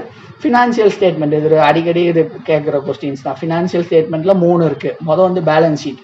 Balance ஷீட்டில் தான் நீங்கள் பார்த்தீங்கன்னா அந்த கரண்ட் அசட்டு கரண்ட் லயபிலிட்டிலாம் வரும். ஓகேவா. இது வந்து so financial statement of business at particular point of டைமில் வந்து நமக்கு வந்து அந்த ஃபினான்ஷியல் ஸ்டேட்மெண்ட், அந்த பிஸ்னஸோட ஃபினான்ஷியல் ஸ்டேட்மெண்ட்டை காமிக்கிறது தான் பேலன்ஸ் ஷீட். அடுத்து இன்கம் ஸ்டேட்மெண்ட் தான் ப்ராஃபிட் ஆர் லாஸ் அக்கௌண்ட்டு. ஓகேவா. எல்லாமே இருக்கும். எவ்வளோ செலவு பண்ணியிருக்கோம், எவ்வளோ வந்து நமக்கு ரெவன்யூ வந்திருக்கு, அதை எல்லாத்தையும் பற்றி பேசுகிறது தான் இன்கம் ஸ்டேட்மெண்ட். ஓகேவா. அடுத்து ஃபண்டு ஃப்ளோ ஸ்டேட்மெண்ட் தான் எவ்வளோ ஃபண்டுக்கு எங்கெங்கேருந்து நமக்கு வந்து சோர்சஸ் ஃபண்டு வந்திருக்கு, நம்ம இந்த ஃபண்டை வந்து எப்படி அலாகேட் பண்ணியிருக்கோம், இதெல்லாம் பற்றி படிக்கிறது தான் ஃபண்ட் ஃப்ளோ ஸ்டேட்மெண்ட். அப்போ ஃபினான்ஷியல் ஸ்டேட்மெண்ட்டில் மொத்தம் 3 இருக்குது. Balance sheet, income statement, fund flow statement. அடுத்து ஃபினான்ஷியல் ரேஷியோ அனாலிசிஸ் ஃபுல்லாக ஃபார்முலா தான். கரண்ட் ரேஷியோனா current asset by current liability. Acid test ரேஷியோனா quick asset by current liability. டெப்ட் ஈக்விட்டி ரேஷியோனா டெப்ட் பை ஈக்விட்டி. டெப்ட் அசட்னா டெப்ட் பை அசட். நெட் கேபிட்டல்னா total asset by total liability. இவ்வளோதான். அடுத்து ஃபார்ம் பிளானிங்னா அந்த டிசிஷன் மேக்கிங் ப்ராசஸ் தான். ஓகேவா. அந்த ஃபார்ம் பிஸ்னஸை வந்து நம்ம எப்படி கேரி ஆன் பண்ணணும் அப்படிங்கிற அந்த லிமிட்டட் ரிசோர்ஸஸ் வந்து எப்படி மேனேஜ் பண்ணி நம்ம அந்த கோல்ஸ் அட்டைன் பண்ணணும் அப்படிங்கிறத பற்றி பேசுகிறது தான் farm management, farm planning. Okay. ஒரு அப்ஜெக்டிவ்ஸ் என்னன்னா, நமக்கு வந்து ஸ்டாண்டர்ட் ஆஃப் லிவிங்கை வந்து இம்ப்ரூவ் பண்ணும். எக்ஸிஸ்டிங் ரிசோர்ஸஸ் வந்து இது பண்ணும். அதே மாதிரி கிரெடிட் நீட்ஸை வந்து அனலைஸ் பண்ணிக்கலாம். எவ்வளோ இன்கம் வருங்கிறத வந்து நம்ம அனலைஸ் பண்ணிக்கலாம் ஃபார்ம் பிளானிங் மூலயமா. ரிஸ்க் அண்ட் அன்சர்டினிட்டி அவாய்ட் பண்ணலாம். இருக்கிற ரிசோர்ஸஸை வந்து எஃபிஷியண்டாக மேனேஜ் பண்ணலாம். இதுதான் ஒரு ஃபார்ம் பிளானிங். ஓகே. ஃபார்ம் பட்ஜெட்டிங்னா என்னது, ஒரு பிளான்ல வந்து மோஸ்ட் ப்ராஃபிட்டபிள் பிளானை வந்து செலக்ட் பண்ணுறது தான் ஃபார்ம் பட்ஜெட்டிங். ஓகேவா. நிறைய பிளான்ஸ் இருக்கும். அதில் எது ரொம்ப ப்ராஃபிட்டபிளோ அதை செலக்ட் பண்ணுறது தான் பட்ஜெட்டிங். வந்து பார்ஷியல் பட்ஜெட்டிங். பார்ஷியல்னா ஒரு பர்டிகுலர் ஸ்டேட்மெண்ட்ஸை மட்டும் எடுத்து பட்ஜெட் போடுறது நம்ம. அதே வந்து என்டர்பிரைசஸ்னா ஒரு என்டர்பிரைசஸை மட்டும் எடுத்து வந்து நம்ம பட்ஜெட் போடுறது. அதே மாதிரி கேஷ் ஃப்ளோ பட்ஜெட்னா ஒரு எவ்வளோ கேஷ் இன் பண்ணிருக்கு, எவ்வளோ அவுட் கோயிங் கேஷ் போயிருக்கு அப்படிங்கிறத பற்றி மட்டும் பட்ஜெட் போடுறதுன்னா கேஷ் ஃப்ளோ பட்ஜெட்டிங். அடுத்து கம்ப்ளீட் பட்ஜெட்டிங்னா ஓவரால் நம்ம எவ்வளோ ரெவன்யூ வந்திருக்கு, எவ்வளோ எக்ஸ்பென்ஸ் பண்ணியிருக்கோம், நெட் இன்கம் எவ்வளோ, நம்மளோட பெனிஃபிஷியல் காஸ்ட் ரேஷியோ எவ்வளோ, இது எல்லாத்தையும் வந்து போடுறது தான் கம்ப்ளீட் பட்ஜெட். ஓகேவா. அடுத்து ரிஸ்க் அண்ட் அன்சர்டனிட்டி. ஓகேவா. ரிஸ்க் அண்ட் அன்சர்டனிட்டியும் ஒரு இம்பார்ட்டண்டான டாபிக் தான். ரிஸ்க் அண்ட் அன்சர்டனிட்டி வந்து ரிஸ்க் வந்து என்னன்னா சுச்சுவேஷன். ஓகே. இதுதான் முக்கியம். Where all possible outcomes are known. ஓகேவா. எல்லா பாசிபிள் அவுட்கம்ஸும் வந்து நமக்கு தெரியும். ஓகேவா. ரிஸ்கில் அன்சர்டினிட்டியில் அந்த ரிஸ்க் அந்த அவுட்கம்ஸ் வந்து தெரியாது. இதுதான் ரிஸ்க் அண்ட் அன்சர்டினிட்டி. ஓகேவா. நமக்கு அடுத்து என்ன நடக்க போகுது அப்படின்னு தெரிகிறது வந்து ரிஸ்க். என்ன நடக்கும், எது வேணாலும் நடக்கலாம் அப்படிங்கிறது வந்து அன்சர்டினிட்டி. இப்போ சோர்சஸ் ஆஃப் ரிஸ்க். ஓகேவா. Sources and types of risk. Production risk. ஓகேவா. நம்ம ப்ரொடியூஸ் பண்ணுறப்ப எர்த்குவாக்ஸ் இந்த மாதிரி வந்துச்சுன்னா அது வந்து ஒரு ரிஸ்க். அதே மாதிரி டெக்னாலஜிக்கல் ஏதாச்சும் ஒரு நியூ டெக்னாலஜி அடாப்ட் பண்ணுறப்போ ஃபெயிலியர் ஆகுதுன்னா அது ஒரு ரிஸ்க் தான். அதே மாதிரி ப்ரைஸ் வந்து அடிக்கடி ஃப்ளக்சுவேட் ஆகிட்டு இருக்கிறது, அது ஒரு ப்ரைஸ் தான். அது ஃபினான்ஷியல் ரிஸ்க். கரெக்டான டைத்தில் வந்து நமக்கு இன்புட் வந்து கொடுக்கணும், ஆனால் அந்த டைத்தில் வந்து நம்ம கையில் ஃபினான்ஸ் இல்லை அப்படிங்கிறது வந்து ஃபினான்ஷியல் ரிஸ்க். அடுத்து டைப்ஸு எக்கனாமிக்கு, எக்கனாமிக் இது வந்து அன்சர்டினிட்டி டைட்டில் ஆட் பண்ணல. அன்சர்டினிட்டி, எக்கனாமிக் அன்சர்டினிட்டி, அதே மாதிரி பயாலஜிக்கல் அன்சர்டினிட்டி, டெக்னாலஜிக்கல் நமக்கு தெரியும், அதே மாதிரி இன்ஸ்டிடியூஷனல், அதே மாதிரி பர்சனல் நம்மளால ஏதாவது. ஓகேவா, இதுதான். அட் மேனேஜ்மெண்ட் ஆஃப் ரிஸ்க் எப்படி மேனேஜ் பண்ணுவோம்? வந்து லோ வேரியபிலிட்டி இன் என்டர்பிரைசஸ் வந்து செலக்ட் பண்ணுறது. லோ வேரியபிலிட்டி என்டர்பிரைசஸ் தான் அந்த என்டர்பிரைசஸ் வந்து வேரியபிள் ஆனாலுமே நமக்கு எந்த ஒரு எஃபெக்ட்டும் காசு பண்ணாத மாதிரி. எக்ஸாம்பிளுக்கு சொல்லணும்னா, இப்போ வந்து டொமேட்டோ இருக்கு, ஒரு 25 ரூபா இந்த ரேட் விற்கிது இப்போ ரேட் மார்க்கெட்டில். நம்ம ப்ரொடியூஸ் பண்ணுறப்போ ஒரு 30 ரூபா இல்லை 24 ரூபா இந்த மாதிரி வேரியபிலிட்டி கம்மியாக இருக்கிறப்போ வந்து நமக்கு வந்து அவ்வளோ பெரிய இம்பேக்ட் வந்து காசு பண்ணாது. ஸோ அந்த மாதிரி வந்து மேனேஜ்மெண்ட் ஆஃப் ரிஸ்க்கை வந்து நம்ம ரெடியூஸ் பண்ணிக்கலாம் இந்த மாதிரி நம்ம லோ வேரியபிலிட்டி என்டர்பிரைசஸ் செலக்ட் பண்ணுறப்ப. அடுத்து வந்து டிஸ்கவுண்டிங் ரிட்டர்ன்ஸ்னால் ரிட்டர்ன்ஸை கொஞ்சம் சாக்ரிஃபைஸ் பண்ணுறோம். ஓகேவா, ப்ராஃபிட் அதிகமாக எடுக்கிறத விட ஸ்டேபிளாக வந்து இன்கம் வந்துட்டு இருந்தால் அதுவே போதும். அதுதான் இந்த டிஸ்கவுண்டிங் ரிட்டர்ன்ஸ் சொல்கிறது. நமக்கு வந்து இன்கம் வந்து அதிகமாக வேணாம், ப்ராஃபிட் அதிகமாக வேணாம், பட் வந்து நமக்கு வந்து இன்கம் வந்து ஸ்டேபிளாக இருக்கணும் அப்படிங்கிறது வந்து சொல்கிறது தான் டிஸ்கவுண்டிங் ரிட்டர்ன். அடுத்து இன்சூரன்ஸ் வந்து நம்ம போட்டு வச்சுட்டா வந்து நம்ம ரிஸ்க்கை வந்து குறைக்கலாம். அடுத்து வந்து ஃபார்வர்டு கான்ட்ராக்ட், கான்ட்ராக்ட் ஃபார்மிங் போட்டு வச்சுட்டா என்ன ஆனாலும் அவங்க அந்த பர்டிகுலர் ரேட்டை வந்து நமக்கு கொடுத்து தான் ஆகணும். அடுத்து வந்து ஃப்ளெக்சிபிலிட்டி. ஓகேவா, ஃப்ளெக்சிபிலிட்டினா இதில் 3 இருக்குது. டைம், அந்த பர்டிகுலர் டைமுக்கு ஏற்ற மாதிரி நம்ம வந்து கிராப் சூஸ் பண்ணி போடுறது டைம் ஃப்ளெக்சிபிலிட்டி. அடுத்து காஸ்ட் ஃப்ளெக்சிபிலிட்டினா எந்த ப்ராடக்ட், இப்போ இந்த ப்ராடக்ட்ல வந்து எதுக்கு வந்து காஸ்ட் அதிகம், டிமாண்ட் அதிகம், அதை பார்த்து வந்து போடுறது தான். அதே மாதிரி எந்த ப்ராடக்ட் வந்து நமக்கு வந்து ஹை ஈல்ட் அந்த ரிட்டர்ன்ஸ் கொடுக்கும், இதை பற்றி பார்த்து போடுறது தான் flexibility. Time, cost, product 3 flexibility இருக்குது மேனேஜ்மெண்ட் ஆஃப் ரிஸ்கில். அடுத்து லிக்விடிட்டினா ஒன்றும் இல்லை, நமக்கு இருக்க எல்லா அசட்டையும் ஒரு ஃபார்மர் வந்து விற்று காசு ஆகிட்டாரு, கேஷ் ஆகிட்டாருன்னா அதுதான் லிக்விடிட்டி. இப்போ ஒரு டிராக்டர் இருக்குன்னா அதை விற்று அவர் வந்து கேஷ் ஆகிட்டாருன்னா அதுதான் லிக்விடிட்டி. ஓகேவா, அப்போ இந்த மாதிரி விற்று இது பார்க்குறப்போ நமக்கு வந்து கேஷ் இருக்கும், அதை வச்சுக்கிட்டு நமக்கு வந்து வேற நம்ம இது பண்ணிக்கலாம். ஓகேவா, அதுதான். அடுத்து டைவர்சிஃபிகேஷன். ஒரே ஒரு என்டர்பிரைசஸ் மட்டும் நம்பி இல்லாமல் livestock, rearing, integrated farming system, இந்த மாதிரி எதை போட்டாலும் எல்லாத்தையும் நம்ம சேர்ந்து பண்ணுறப்ப ஒன்றில் கிராப் ஃபெயிலியர் ஆனாலும் நமக்கு லைவ் ஸ்டாக் காப்பாற்றும். அந்த மாதிரி தான் அது. அடுத்து maintenance of resource in reserve. ஓகேவா, எல்லா ரிசோர்ஸும் வந்து ஒன்றாவே போட்டுறாம ஒரு ரிசர்வ் வந்து மெயின்டைன் பண்ணி வைக்கிறது மூலயமா நமக்கு வந்து அந்த பர்டிகுலர் டைத்தில் வந்து அந்த இன்புட் வந்து யூஸ் ஆகும். அடுத்தேவா, அடுத்து அட்ஜஸ்ட்மெண்ட் ஆஃப் இன்புட். கையில் காசில் ஃபினான்ஸாக இருக்குது, அதே மாதிரி ரிஸ்க்காகவும் இருக்கும், ஆனால் இன்புட் கொடுத்தே ஆகணும். பெஸ்ட் இன்புட்டை கொடுக்குறதுக்காக அடுத்து என்ன பெஸ்ட்டு அப்படிங்கிறத கூட பார்த்து அட்ஜஸ்ட் பண்ணுறது இன்புட்டை. ஓகேவா, ஒன்றும் இல்லை, இப்போ வந்து ஒரு கிரவுண்ட் நட்டில் உதாரணத்துக்கு சொல்கிறேன். கிரவுண்ட் நட்டில் TMV3ங்கிற வெரைட்டி வந்து நல்ல ஈல்டு கொடுக்கும். அதுக்கடுத்து வந்து TMV2ங்கிற வெரைட்டி வந்து நல்ல ஈல்டு கொடுக்குதுன்னா TMV தான் நமக்கு போட முடியல அப்படின்னா TM2 வந்து அடாப்ட் பண்ணிக்கணும். இதுதான் வந்து அட்ஜஸ்ட்மெண்ட் ஆஃப் இன்புட். அடுத்து மினிமம் சப்போர்ட் ப்ரைஸ் எல்லாருக்கும் தெரிஞ்சது தான். ஓகே, அடுத்து இன்சூரன்ஸ் ஸ்கீம்ஸ். ஓகேவா, இன்சூரன்ஸ் ஸ்கீம்ஸ் வந்து நிறையா இருக்குது. ஸோ வந்து அந்த கான்செப்ட் மட்டும் பார்த்துக்கோங்க. ஆல்ரெடி இப்போ லேட் ஆயிடுச்சு, 45 மினிட்ஸ் கிட்ட ஆயிடுச்சு. So pilot graph insurance scheme. Okay, pilot graph insurance வந்து ஏரியா பேஸ்டு அப்ரோச். ஓகேவா, இது வந்து வந்து பைலட்னா அந்த பர்டிகுலர் பிளேசஸில் மட்டும் நமக்கு வந்து ஆரம்பிப்பாங்க, எந்த பிளேஸ்க்கு நீடோ அதுதான் பைலட் கிராப் இன்சூரன்ஸ் ஸ்கீம். ஏற மட்டும் பார்த்து வச்சுக்கோங்க 79. இந்த ஸ்கீமில் வந்து சீரியல்ஸ், மில்லட்ஸ், ஆயில் சீல்ஸ், பொட்டேட்டோலாம் நமக்கு வந்து கவர் பண்ணாங்க. அதே மாதிரி comprehensive crop insurance scheme. Okay, comprehensive crop insurance ஸ்கீம்னா எல்லா கிராப்பையும் வந்து நமக்கு கவர் பண்ணியிருப்பாங்க. இது வந்து ஏரியா அப்ரோச் தான். ஓகேவா, இதுவும் ஏரியா அப்ரோச் தான். இது வந்து அதில் வந்து பைலட் கிராப் ஸ்கீமில் வந்து யாருனாலும் வந்து வாலண்டியராக வந்து இன்சூர் பண்ணிக்கலாம். ஆனால் இங்கே வந்து காம்ப்ரிஹென்சிவ் கிராப் ஸ்கீமில் வந்து லோன் எடுத்த ஃபார்மருக்கு வந்து இது வந்து கம்பல்சரி. லோன் எடுத்த ஃபார்மருக்கு வந்து எது கம்பல்சரின்னு கேட்பாங்க. காம்ப்ரிஹென்சிவ் கிராப் இன்சூரன்ஸ் ஸ்கீம் வந்து கம்பல்சரி. இது வந்து ஸ்டேட் கவர்மெண்ட்டும் சென்ட்ரல் கவர்மெண்ட்டும் 2:1 ரேஷியோவில் வந்து நமக்கு வந்து அந்த ஷேர்ஸ் வந்து கொடுப்பாங்க. ப்ரீமியம் ரேட் பார்த்தீங்கன்னா ரைஸ்க்கு வந்து 2%, ரைஸ் வீட் மில்லட்ஸுக்கு வந்து 2%, ஆயில் சீடுக்கு வந்து 1%. இதுதான் கேட்பாங்க. அது கொஸ்டின்ஸில் கேட்குறது இந்த ப்ரீமியம் ரேட்ஸ் கேட்பாங்க. வேறு எது ஏரியா பேஸ்டு அப்ரோச்சுன்னு கேட்பாங்க. வேறு எது கம்பல்சரி, யாருக்கு கம்பல்சரின்னு கேட்பாங்க. CCAS அதாவது 1985 to 1999 இது வந்து loanee farmer compulsory. Premium rate வந்து 2% வீட்டுக்கு மில்லட்ஸுக்கு, அதே மாதிரி 1% ஆயில் சீட் அண்ட் பல்சஸ்க்கு. அடுத்து நேஷனல் அக்ரிகல்ச்சர் இன்சூரன்ஸ் ஸ்கீம், ரொம்ப இம்பார்ட்டண்டான ஒரு ஸ்கீம். 1999 கொடுத்துருக்காங்க. இது வந்து லோன் எடுத்த ஃபார்மர், லோன் எடுக்காத ஃபார்மர் எல்லாருக்கும் கொடுப்பாங்க.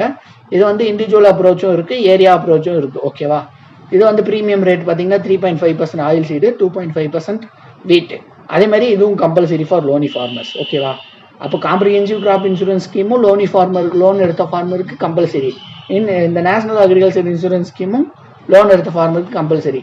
At weather based crop insurance scheme. ஓகேவா, இது பேரே வந்துருச்சு வெதர் பேஸ்டு. ஓகேவா, அதாவது வெதர் அப்நார்மலிட்டி ஆகிறதுனால அவர் ஃபார்மருக்கு வந்து எவ்வளோ ஈல்டு லாஸ் ஆகுதோ அதுக்கேற்ற மாதிரி இன்சூரன்ஸ் வந்து இவங்க வந்து ப்ரொவைட் பண்ணுவாங்க. அதுதான் இதுக்கு வந்து 2 இது ரொம்ப முக்கியம். ரெஃபரன்ஸ் யூனிட் ஏரியா, அதே மாதிரி ரெஃபரன்ஸ் வெதர் ஸ்டேஷன். ஓகேவா, reference unit area, reference weather station. ஓகேவா, இந்த 2 கான்செப்ட். ரெஃபரன்ஸ் யூனிட் ஏரியானா அந்த பர்டிகுலர் ஏரியாவை தான் சொல்றாங்க. அதே மாதிரி ரெஃபரன்ஸ் வெதர் ஸ்டேஷன்னா அந்த பர்டிகுலர் யூனிட்டுக்கு ஏற்ற மாதிரி, யூனிட் ஏரியாவுக்கு ஏற்ற மாதிரி ரெஃபரன்ஸ் வெதர் ஸ்டேஷன் இருக்கும். அதுல வந்து மெஷர் பண்ணி எவ்வளோ வெதர் வந்து டிவேட் ஆயிருக்கோ அதுக்கு ஏற்ற மாதிரி வந்து நமக்கு வந்து அந்த இன்சூரன்ஸை ஸ்கீம் பண்ண ஃபார்மர் சாங்ஷன் பண்ணுவாங்க.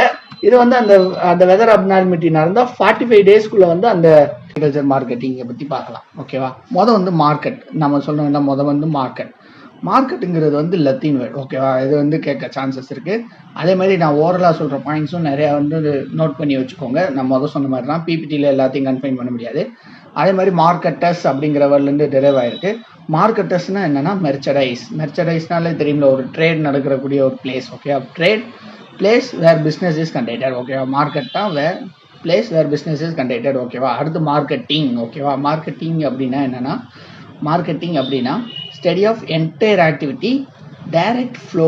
ஓகேவா, direct flow of goods and services. ஏதோ ஒரு குட்ஸ் இல்லை சர்வீசஸ் வந்து ப்ரொடியூசர்கிட்டேருந்து கன்சூமர்கிட்ட போய் வந்து சேர்க்கறது தான் வந்து மார்க்கெட்டிங் அப்படின்னு சொல்கிறாங்க. இப்போ வந்து மார்க்கெட்டிங் டிஃப்ரெண்ட்டு, அக்ரிகல்ச்சரல் மார்க்கெட்டிங் வந்து டிஃப்ரெண்ட்டு. ஓகேவா, ரெண்டுக்கும் வந்து டிஃப்ரென்ஸ் இருக்குது. என்னன்னா நம்ம ஒரு அக்ரிகல்ச்சர் மார்க்கெட்டிங்கில் ஃபார்மர்ஸ் வந்து இன்புட்டை வந்து ப்ரொக்யூர் பண்ணுவார். அது சீடாக இருக்கட்டும், ஃபெர்டிலைசராக இருக்கட்டும், உங்களுக்கு ஏதாச்சும் ஒரு இம்ப்ளிமெண்ட்ஸாக இருக்கட்டும், அதை வந்து பர்ச்சேஸ் பண்ணுவார், அது ப்ரொக்யூர் பண்ணுவார் ஃபார்மர். அப்போ அதுவும் ஒரு வந்து மார்க்கெட்டிங் தான். ஏதோ ஒரு மெர்ச்சடைஸை வந்து அவர் சேல் பண்ணுறான்னா அவர்கிட்ட வந்து ப்ரொக்யூர் பண்ணுறான், அப்போ அது ஒரு மார்க்கெட்டிங் தான். அதே மாதிரி ஃபார்மர் வந்து அவரோட ப்ராடக்ட்டை வெளியே சேல் பண்ணுவார் மார்க்கெட்டில், அதுவும் மார்க்கெட்டிங் தான். ஸோ ஃபார்மர்கிட்ட அக்ரிகல்ச்சர் மார்க்கெட்டிங்கில் வந்து 2 இருக்கும். ஒன்று வந்து ப்ராடக்ட் மார்க்கெட்டிங்னா ஃபார்மர் வந்து அந்த ஃபைனல் ப்ராடக்ட்டை வந்து அவர் ஃபுட் கிரெயின்ஸாக இருக்கட்டும் ஏதாச்சும் இருக்கும்ல அதை வந்து கொடுக்குறாருல, அது வந்து ப்ராடக்ட் மார்க்கெட்டிங். அதே மாதிரி இன்புட் மார்க்கெட்டிங் அப்படின்னா ஃபார்மர் வந்து ப்ரொக்யூர் பண்ணுறது. ஃபார்மர் வந்து சீடு ஃபெர்டிலைசர்ஸ் எல்லாம் வந்து பர்ச்சேஸ் பண்ணுறாருல, அது வந்து இன்புட் மார்க்கெட்டிங். ஸோ வந்து அக்ரிகல்ச்சர் மார்க்கெட்டிங்கில் வந்து இந்த 2 இருக்குது, அதை தெரிஞ்சுக்கோங்க. Product marketing, input marketing. இந்த டெஃபினிஷன் பாருங்கள். Study of all activities, agencies, policies involve in procurement. ஓகேவா, வந்து procurement of farm inputs by farmers and movement. ஓகேவா, and movement of agriculture products from farmers to consumer. Farmers தான் இங்கே producer, ஃபார்மருக்கு to கன்சியூமர்ஸுக்கு வந்து move ஆகுறது. ஓகேவா, அப்போ இதில் வந்து 2 இருக்கும். ப்ராடக்ட் மார்க்கெட்டிங் இருக்கும், இன்புட் மார்க்கெட்டிங்கும் இருக்கும். அதுதான் அக்ரிகல்ச்சர் மார்க்கெட்டிங்கில் 2 மார்க்கெட்டிங் இருக்கும். ஓகேவா, அடுத்து ஸ்கோப்ஸ் ஆஃப் அக்ரிகல்ச்சர் மார்க்கெட்டிங் என்னென்ன ஸ்கோப்ஸ் அப்படின்னு பார்த்தீங்கன்னா, ஃபார்மர்னு சொல்லலாம், இல்லை ப்ரொடியூசர்னு சொல்லலாம். ஃபார்மர் இன்ட்ரெஸ்ட்னா ஃபார்மருக்கு வந்து அவர் இப்போ ப்ரொடியூஸ் பண்ணுற ப்ராடக்ட்ஸை வந்து ஈஸியாக வந்து ஒரு மார்க்கெட் இருக்கிறப்போ வந்து ஈஸியாக வந்து அவர் நினைச்ச விலைக்கு வந்து அதை விற்க முடியும். அதே மாதிரி கன்சூமர் இன்ட்ரெஸ்ட்னா ஃபார்ம் ப்ராடக்ட்ஸ் வந்து ஈஸியாக வந்து மார்க்கெட்லேயே அவைலபிலிட்டியாக இருக்குது அப்படின்ட்டு, அதனால கன்சூமர் இன்ட்ரெஸ்ட். அதே மாதிரி சொசைட்டி இன்ட்ரெஸ்ட்னா ஒரு சொசைட்டிக்கு வந்து எப்படினாலும் ஒரு வில்லேஜ் மார்க்கெட், ரிலீஜனல் மார்க்கெட் இருக்கும். ஸோ அந்த சொசைட்டிக்கு வந்து அது ஒரு நல்ல ஒரு பிளேஸாக இருக்கும், வெளியே எங்கேயும் போய் வாங்காமல் இது மாதிரி. அதே மாதிரி ட்ரேடர்ஸ்னால் பெரிய பெரிய கம்பெனிஸ், ஃபிர்ம்ஸ் வச்சுருக்கவங்கலாம் வந்து ஈஸியாக வந்து கொலாபரேட் பண்ணிக்கிறதுக்கு. அதே மாதிரி கவர்மெண்ட் வந்து regulated market, unregulated market 2 market வச்சுருப்பாங்க, அந்த மாதிரி வச்சு. அடுத்து இம்பார்ட்டன்ஸ் ஆஃப் அக்ரிகல்ச்சர் மார்க்கெட்டிங் எதுக்கு தேவை அப்படின்னா, வந்து நம்மகிட்ட ரிசோர்ஸஸ் வந்து ஆப்டிமைசேஷன் பண்ணலாம், ஆப்டிமைஸ் யூஸ் ஆஃப் ரிசோர்ஸஸ். ஓகேவா, அதே மாதிரி ஃபார்ம் இன்கம் வந்து இன்க்ரீஸ் பண்ணலாம். அக்ரிகல்ச்சர் மார்க்கெட்டிங் இருக்கிறப்ப ஃபார்மர் வந்து அவரோட ப்ராடக்ட்டை கொடுத்து நல்ல விலைக்கு வந்து விற்கலாம். ஓகேவா, அடுத்து ஒய்டனிங் ஆஃப் மார்க்கெட். ஓகேவா, ஒய்டனிங் ஆஃப் மார்க்கெட்னா நம்ம பார்த்தோம், போன கிளாஸில் பார்த்தோம், ஃபார்ம் ப்ராடக்ட்ஸ் வந்து ஹெட்டிரோஜீனியஸ் இன் நேச்சர். ஓகேவா, நிறைய ப்ராடக்ட் இருக்கும். ஓகேவா, ஃபார்ம் ப்ராடக்ட்ஸ். ஓகேவா, உங்களுக்கு இப்போ கவுலே எடுத்துக்கிட்டிங்கன்னா மில்க் இருக்கும், அதே மாதிரி வந்து மீட்டுக்கும் கன்சூமர், இந்த மாதிரி நிறைய ப்ராடக்ட் இருக்கும். ஓகேவா, அப்போ மார்க்கெட் வந்து ஒய்டாக இருக்கும். ஓகேவா, அதே மாதிரி growth of agro based industries. Okay, agro based industries வந்து அக்ரிகல்ச்சர் மார்க்கெட்டிங்னால நிறைய இருக்கும். சரியா, அதே மாதிரி ப்ரைஸ் சிக்னல்ஸ். ஓகேவா, ப்ரைஸ் சிக்னல்ஸ் இருக்கும். அதே மாதிரி அடாப்டேஷன் ஆஃப் நியூ டெக்னாலஜி. ஓகேவா, ஏதாச்சும் ஒரு நியூ டெக்னாலஜி மார்க்கெட்டில் வந்துருந்துச்சுன்னா அதை வந்து ஈஸியாக வந்து ஃபார்மர்ஸ் வந்து அடாப்ட் பண்ணிக்கிடுவாங்க. அடுத்து எம்ப்ளாய்மெண்ட். ஓகே, ஒரு ப்ரொடியூசர்லேருந்து கன்சியூமருக்கு கொண்டு போய் சேர்க்கறதுக்குள்ளேயே நிறையா ப்ராசஸ் இருக்கும். நிறையா பர்சன்ஸை வந்து ஹையர் பண்ணி நம்ம வந்து எம்ப்ளாய்மெண்ட் ஆப்பர்ச்சுனிட்டிஸை வந்து அங்கே கொடுப்பாங்க. ஓகேவா? அடுத்து addition of national income. Okay, national இன்கமுக்கு ஒரு அடிஷன் தான் அக்ரிகல்ச்சர் இது. அதே மாதிரி ஃபார்மர் வந்து பெட்டர் லிவிங் இருக்கும். ஓகேவா? ஃபார்மருக்கு அதே மாதிரி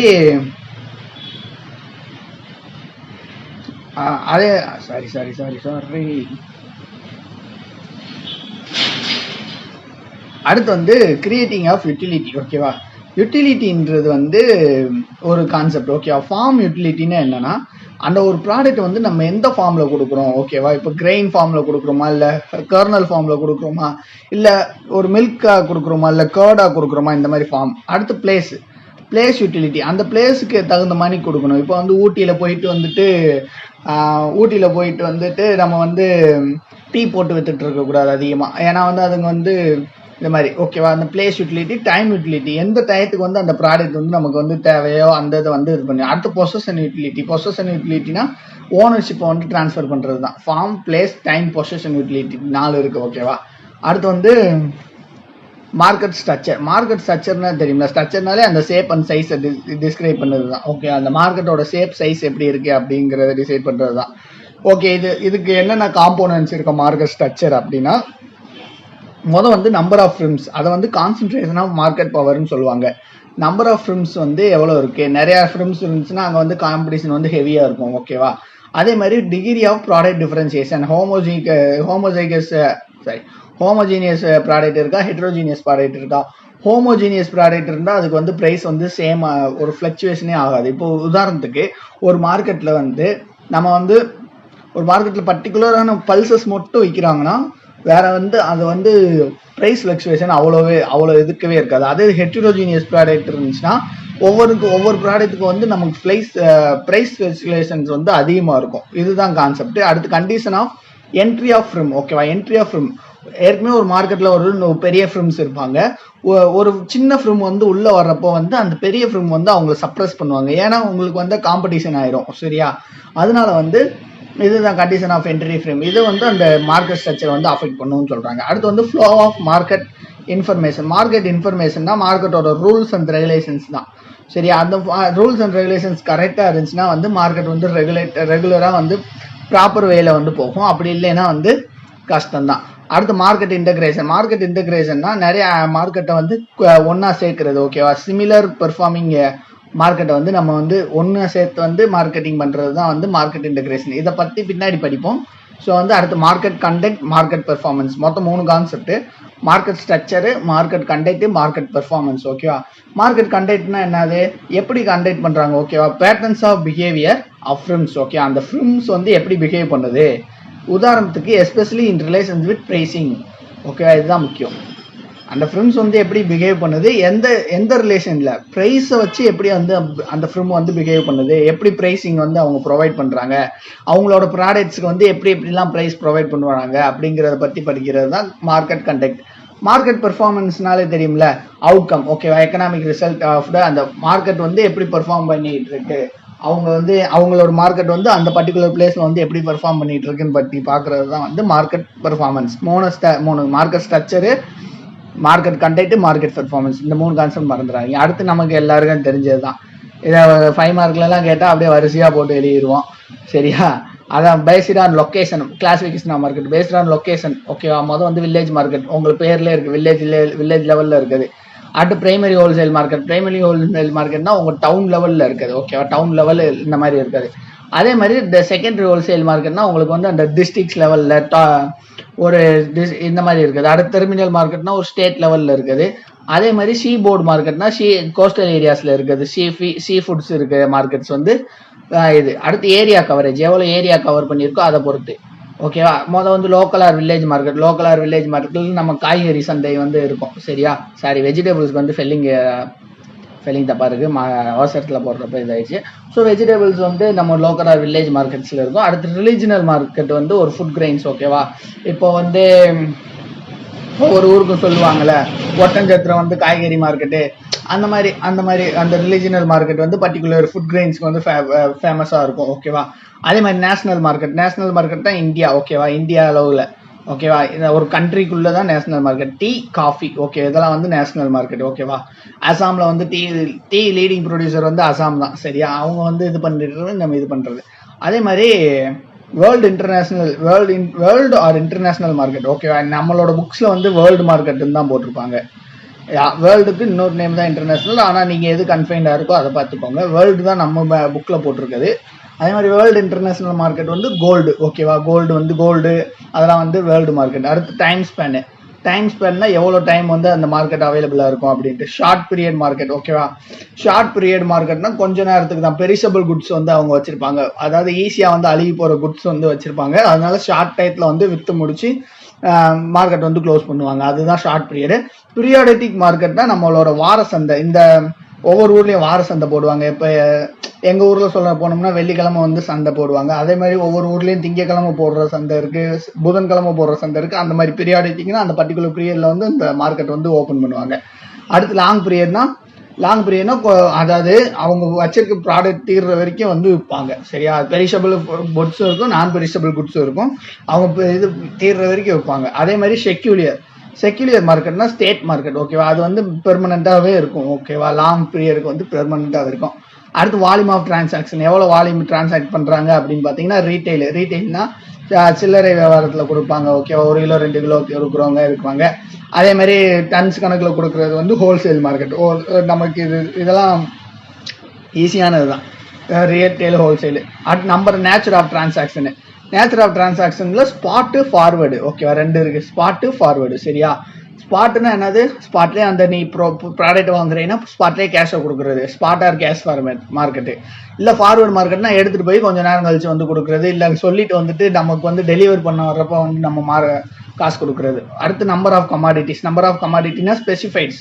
ஒரு மார்க்கெட்டில் இப்போ உதாரணத்துக்கு ஒரு பல்சஸ் மட்டும் வைக்கிறாங்கன்னா அது ஒரு ஸ்பெஷலைஸ் மார்க்கெட். டைவர்சிஃபைடு மார்க்கெட்னா 2 or more ப்ராடக்ட்ஸ் வந்து விற்கிறது தான் டைவர்சிஃபைடு மார்க்கெட். இதுதான் கமாடிட்டிஸை பொறுத்து, டிரான்சாக்ஷனை பொறுத்து, அதே மாதிரி டைம், ஏரியா, லொக்கேஷன்ஸை பொறுத்து. இன்னும் அடுத்து வந்து டிகிரி ஆஃப் காம்படிஷன். இது வந்து நமக்கு எல்லா ரிப்பீட்டடாக படிக்கிறது. Degree of competition. பெர்ஃபெக்ட் மார்க்கெட்னா equal number of buyers and sellers இருப்பாங்க. ஒரு 5 ப்ராடக்ட் அந்த மார்க்கெட்டில் இருக்குன்னா அந்த 5 ப்ராடக்ட்டுக்கு 5 பையர்ஸ் இருப்பாங்க. அப்படி இருந்துச்சுன்னா வந்து அது பெர்ஃபெக்ட் மார்க்கெட். காம்படிஷன்ஸ் வந்து இருக்காது. நம்ம வந்து எந்த ஒரு ஃபிர்ம்னாலும் உள்ள ஈஸியாக என்ட்ரி ஆகிக்கலாம், ஈஸியாக பண்ணிக்கலாம். இம்பர்ஃபெக்ட் மார்க்கெட்னா பையர்ஸ்க்கும் செல்லருக்கும் வந்து நிறைய வேரியேஷன் இருக்கும். அதுதான் மோனோபோலினா ஒரே ஒரு செல்லர் தான் இருப்பாங்க, ஆனால் பையர்ஸ் நிறைய பேர் இருப்பாங்க. சரியா. அங்கே வந்து காம்படிஷன்ஸ் வந்து அதிகமாக இருக்கும். அதே மாதிரி அந்த மோனோபோலி அவன் வைக்கிறது தான் அந்த ரேட்டு, அவன் வைக்கிறது தான் ப்ரைஸ். அங்கே ஒரே ஒரு செல்லர் மட்டும்தான் இருப்பான், நிறைய பையர்ஸ் இருப்பாங்க. சரியா. இதுக்கு வந்து மோனோபோலிக்கு வந்து ஒரு சிறந்த எக்ஸாம்பிள் வந்து நம்மளோட சென்ட்ரல் கவர்மெண்ட்டோட ரயில்வே. ஓகேவா. ரயில்வேஸ் வந்து அவங்க மட்டும்தான் வச்சிருப்பானுங்க, வேற யாருமே வச்சிருக்க மாட்டாங்க. ஸோ அவன் டிசைட் பண்றது தான் பிரைஸ். ஓகேவா. அடுத்து டியோபோலினா 2 பையர் 2 செல்லர் இருப்பாங்க, 2 டிஃப்ரெண்ட் ப்ராடக்ட்ஸ் இருக்கும் அந்த மாதிரி. ஓகேவா. அடுத்து வந்து ஒலிகோபோலினா 2 or more buyers and sellers இருப்பாங்க, ஒலிகோபோலி. அடுத்து நேச்சர் ஆஃப் கமாடிட்டி. ஓகேவா. நேச்சர் ஆஃப் கமாடிட்டினா வந்து அதாவது இப்போ பர்டிகுலரா இந்த கமாடிட்டிஸ் வந்து நாங்கள் சேல் பண்றோம், இந்த ப்ராடக்ட் வந்து சேல் பண்றோம் அப்படின்னு இருந்துச்சுன்னா அது வந்து கமாடிட்டி மார்க்கெட். கேபிட்டல் மார்க்கெட்னா ஃபுல்லா வந்து நமக்கு வந்து மணி பேஸ்டு. ஓகேவா. நம்மளோட பாண்ட்ஸ், ஷேர்ஸ் வந்து இது பண்றது வந்து கேபிட்டல் மார்க்கெட்.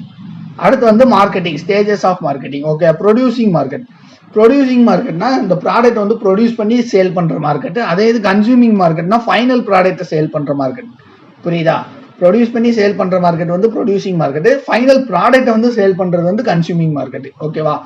அடுத்து வந்து டைப்ஸ் ஆஃப் பாப்புலேஷன் சர்வ். எந்த பாப்புலேஷன் சர்வ் பண்ணது. ஓகேவா. Rural, urban. அது ஈஸியா தெரியும். அர்பன்ல இருந்தா அர்பன், ரூரல் ஏரியால இருந்தா அது. அடுத்து பப்ளிக் இன்டர்வென்ஷன். ரெகுலேட்டர் மார்க்கெட்னா உங்களுக்கு தெரியும், ரூல்ஸ் அண்ட் ரெகுலேஷன்ஸ் வந்து கவர்மெண்ட் வந்து ஃப்ரேம் பண்ணியிருப்பாங்க அந்த மார்க்கெட்டுக்கு. ஸோ வந்து அந்த ரூல்ஸ் அண்ட் ரெகுலேட்டுக்கு ஏற்ற மாதிரி வந்து ரெகுலேட்டர் மார்க்கெட் வந்து நமக்கு இருக்கும். சரி. அன்ரெகுலேட்டர் மார்க்கெட்னா யாருனாலும் வந்து உள்ள வந்து இது பண்ணிக்கிறாங்க. ரெகுலேட்டர் மார்க்கெட்டுக்கு ஒரு எக்ஸாம்பிள் தான் வந்து நம்ம வந்து தேனியில ஒரு மார்க்கெட் இருக்கும். ஸோ வந்து எல்லாமே அங்கே வந்து இது பண்ணி வச்சிருப்பாங்க, ரூல்ஸ் அண்ட் ரெகுலேஷன். அடுத்து மார்க்கெட் ஃபங்க்ஷனரிஸ். ஃபார்மர்ஸாக சேர்ந்து பண்ணாங்கன்னா ஃபார்மர்ஸ் மார்க்கெட், கோஆபரேட்டிவ் சொசைட்டி சேர்ந்து பண்ணாங்கன்னா கோஆபரேட்டிவ் மார்க்கெட். ஜென்ரல் மார்க்கெட்னா யாருனாலும் ப்ரொடியூஸ் பண்ண அவங்களோட ப்ராடக்ட் வந்து சேல் பண்றது ஜென்ரல் மார்க்கெட். ஓகே. அவ்வளோதான் மார்க்கெட்டிங் டைப்ஸ் வந்து இவ்வளோதான். அடுத்து அக்ரிகல்ச்சர் மார்க்கெட்டிங்கோட கேரக்டர்ஸ் என்ன அப்படின்னு பார்க்கணும். முதல் வந்து இம்பார்ட்டன்ஸ் பார்த்தோம். First character. இது மாத்திடக்கூடாது, மாத்திடாதீங்க. ஓகே. கேரக்டர்னா என்னன்னா அந்த மார்க்கெட்டிங் எப்படி இருக்கும் ஓகேவா? நமக்கு வந்து பெரிஷபிள் ப்ராடக்ட்ஸ் அதான் இருக்கும். மோஸ்ட்லி வெஜிடபிள்ஸ் எல்லாமே பெரிஷபிளாக தான் இருக்கும். அக்ரிகல்ச்சர் மார்க்கெட்டிங் அவையாம அழுகி போகிற மாதிரி தான் இருக்கும். அதே மாதிரி கண்டினியூஸாக வந்து அதுக்கு வந்து டிமாண்ட் இருந்துகிட்டே இருக்கும். ஒரு ப்ராடக்ட்டுக்கு வெஜிடபிள்ஸ்க்கு வந்து எப்பவுமே டிமாண்ட் இருக்கும். நான் அது வந்து ப்ரைஸ் வந்து நம்ம கூடுனாலும் குறைஞ்சாலுமே வந்து நமக்கு வந்து அந்த டிமாண்ட் வந்து இருந்துகிட்டே இருக்கும். அது வாங்க மக்களுக்கு வந்து அந்த தேவை இருந்துகிட்டே இருக்கும் ஓகேவா? அதே மாதிரி ஃப்ளக்சுவேஷன் இன் ப்ரைஸ், ஃப்ளக்சுவேஷன் இது எல்லாருக்கும் தெரியும். அக்ரிகல்ச்சர் மார்க்கெட் வந்து ஃப்ளக்சுவேஷன் ப்ரைஸ் ஒரு நாள் ஒரு கிலோ தக்காளி 5 ரூபாய்க்கு விற்றுருக்கு, ஒரு கிலோ தக்காளி 150 ரூபாய்க்கு விற்றுருக்கு, அந்த மாதிரி தான். அடுத்து ப்ரெசன்ஸ் ஆஃப் இன்டர்மீடியேட்ரிஸ், நிறைய மிடில் மேன்ஸ் வந்து நிறையா இருப்பாங்க அக்ரிகல்ச்சர் மார்க்கெட்டிங்கில். அடுத்து இன்எலாஸ்டிக் டிமாண்ட் ஓகே. இன்எலாஸ்டிக் டிமாண்ட்னா என்னன்னா ஒரு முக்கியமான கான்செப்ட். இன்எலாஸ்டிக் டிமாண்ட்னா எவ்வளவுதான் அந்த பர்டிகுலர் கமாடிட்டியோட ப்ரைஸ் கூடுனாலும் ஓகேவா? இப்போ உதாரணத்துக்கு எவ்வளோதான் 5 ரூபா வித்துட்டு இருந்த தக்காளி 50 ரூபா வித்தாலுமேவும் அதை வாங்கக்கூடிய பீப்புள் வந்து இருக்க தான் செய்வாங்க. ஏன்னா அது அவங்களுக்கு தேவை. சரியா? ஒரு நிமிஷம்.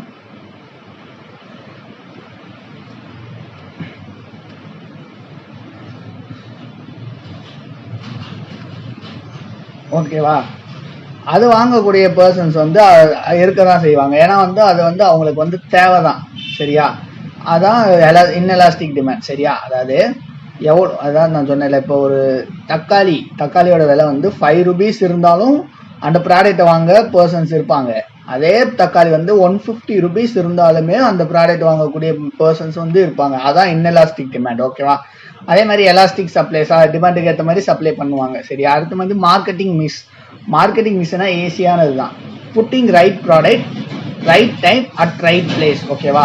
ஒரு கரெக்டான ப்ராடக்டை கரெக்டான டயத்துக்கு கரெக்டான ப்ரைஸில் கொடுக்கறது தான் வந்து மார்க்கெட்டிங் மிஸ் அப்படின்னு சொல்லுவாங்க. இதுல வந்து 4 P's இருக்கு ஓகேவா? மார்க்கெட்டிங் மிஸ்ல 4 P's இருக்கு. அது என்னன்னா ப்ராடக்ட் மார்க்கெட்டிங். ப்ராடக்ட்னா எந்த மாதிரி ப்ராடக்ட் வந்து இந்த பாப்புலேஷனுக்கு வந்து நம்ம சர்வ் பண்ண போறோம் ஓகேவா? அடுத்து வந்து பிரைஸ், எந்த பிரைஸ்ல வந்து நம்ம கொடுக்க போறோம். அடுத்த பிளேஸ், எந்த பிளேஸ்ல வந்து கொடுக்க போறோம் ஓகேவா? அடுத்து வந்து ப்ரொமோஷன், அந்த இருக்கிற மக்களை வந்து எப்படி ரீச் பண்றது, இந்த ப்ராடக்ட் வந்து எப்படி ரீச் பண்ண வைக்கிறது அப்படின்ட்டு சொல்றதுதான் மார்க்கெட்டிங் மிஸ் ஓகேவா? அடுத்து மார்க்கெட்டிங் செக்மெண்டேஷன்னாலே தெரியுதுல, டிவைட் பண்றது. அதே தான், dividing the market into potential customers ஓகேவா? மார்க்கெட் வந்து அந்த கஸ்டமர்ஸ்க்கு ஏற்ற மாதிரி டிவைட் பண்ணிக்கிட்டு ஓகேவா? இப்போ உதாரணத்துக்கு வந்து மென்ஸ் ஏஜை பொறுத்து, ஜெண்டர் பொறுத்து வந்து டிஃபரன்ஷியேட் பண்ணுவாங்க. இப்போ கேர்ள்ஸுக்குனா வந்து பியூட்டி பார்லர்ஸ் அந்த மாதிரி, காஸ்மெட்டிக்ஸுக்கு அந்த மாதிரி போடுவாங்க. பாய்ஸ்க்குனா வந்து சலூன் அந்த மாதிரி, இந்த மாதிரி மார்க்கெட் செக்மெண்டேஷன்ஸ் ஓகேவா? மார்க்கெட்டை வந்து செக்மெண்ட் அந்த ஏஜுக்கு ஏற்ற மாதிரி.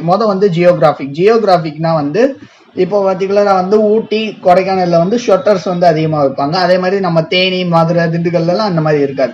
ஸோ வந்து இதுதான் ஒரு கான்செப்ட். ஜியோகிராஃபிக்னா அதுக்கேற்ற மாதிரி அந்த ப்ராடக்ட். அது டெமோகிராஃபிக்னா நான் சொன்னேன்ல, மேல் ஃபீமேலு, ஏஜ், சின்ன பையங்க விளாட்ற ஏஜ்னா என்னது, சின்ன பையங்களுக்கான கிட்ஸ் டாய்ஸ் வந்து வைப்பாங்க. அதே மாதிரி பெரிய மனுஷங்களுக்கான பொருட்கள் தனியாக இருக்கும். அடுத்து பிஹேவியர், அடுத்து சைக்கோகிராஃபிக்னா அந்த பர்டிகுலர் பிளேஸோட மக்களோட லைஃப் ஸ்டைல் எப்படி இருக்கு, எந்த மாதிரி ட்ரெஸ்ஸஸ் வந்து அவங்க அதிகமாக போடுறாங்க, அதை பொறுத்து டிஃபரன்ஷியேட் பண்றது வந்து சைக்கோகிராஃபிக் ஓகே. இதான் மார்க்கெட் செக்மெண்டேஷன் ஓகே. அப்போ ஒரு மார்க்கெட்டை வந்து எப்படி நம்ம ஸ்டடி பண்ணலாம், என்னென்ன அப்ரோச்சஸ் இருக்கு மார்க்கெட்டை வந்து ஸ்டடி பண்றதுக்கு அப்படின்னா, கமாடிட்டி அப்ரோச் ஓகேவா? கமாடிட்டி அப்ரோச்னா என்னன்னா, எந்த ப்ராடக்ட்ஸ் வந்து அவங்க சேல் பண்றாங்க அப்படிங்கிறத வச்சு இது பண்றது. அடுத்து இன்ஸ்டிடியூஷனல் அப்ரோச்னா எந்த மாதிரி கம்பெனிஸ் வந்து அதை ரன் பண்றாங்க அப்படின்ட்டு. அடுத்து வந்து ஃபங்க்ஷனல் அப்ரோச், எந்த ஃபங்க்ஷன்ஸ் வச்சு அவங்க வந்து என்னென்ன ஃபங்க்ஷன்ஸ் வச்சு அந்த மார்க்கெட்ல பண்றாங்க, ஒரு ப்ராசஸிங் மட்டும் பண்றாங்களா, இல்லை கிரேடிங் அண்ட் ஷார்ட்டிங் மட்டும் பண்றாங்கன்னா அந்த மாதிரி ஃபங்க்ஷன்ஸ். அடுத்து டிசிஷன் மேக்கிங் அப்ரோச்னா எந்த மாதிரியான இது வந்து அவங்க இது பண்ணியிருக்காங்க அப்படின்ட்டு இது பண்றது ஓகேவா? இது 4 தான் மொத்தம் அப்ரோச்சஸ். அடுத்து மார்க்கெட்டிங் ஃபங்க்ஷன்ஸ் ஓகேவா? என்னென்ன ஃபங்க்ஷன்ஸ் இருக்குன்னா, வந்து அசம்பிளிங்னா ஒன்றும் இல்லை, நிறைய இடத்துல இருக்கிற ப்ராடக்ட்ஸை வந்து நம்ம ஒன்றா வந்து சேர்க்கறது. இப்போ ஒரு ஃபார்மர் வந்து பல்சஸ் ப்ரொடியூஸ் பண்ணுறாரு, இன்னொரு ஃபார்மர் வந்து ஃபுட் கிரெயின்ஸ் ப்ரொடியூஸ் பண்ணுறாங்கன்னா 2 ஃபார்மர்கிட்ட இருந்து அந்த ஒரு ப்ராடக்ட்ஸை வந்து நம்ம வாங்கி வச்சு அது அசம்பிள் பண்ணுறது தான் அசம்பிளிங். அடுத்து ப்ராசஸிங்கில் வந்து நிறையா இருக்குது ஓகேவா? நம்மளோட கன்சம்ஷனுக்கு வந்து அந்த ப்ராடக்ட் வந்து ப்ரிப்பேர் பண்ணுறது தான் ப்ராசஸிங் ஓகேவா? அதாவது கிரேடிங், ஷார்ட்டிங் ஓகேவா? கிரேடிங் ஓகேவா? ஒன்றும் இல்லை, இப்போ வந்து வெங்காயத்தை வந்து தரம் பிடிப்பாங்க, வெண்டிக்காவை தரம் பிடிப்பாங்க, இந்த மாதிரி அதை கிரேடிங் பண்ணுறது.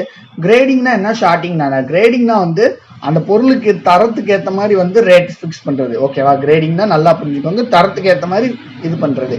அதே மாதிரி ஷார்ட்டிங் தான் நமக்கு எல்லாருக்கும் தெரியும், ஆஸ்பிரண்டா இருந்த எல்லாருக்கும் தெரியும். ஷார்ட் லிஸ்டிங், ஓகேவா, அதாவது வடிகட்டுறது. ஓகேவா, தேராத ஒன்றை வந்து தேராதுன்னு சொல்லக்கூடாது ஆஸ்பிரண்ட்ல.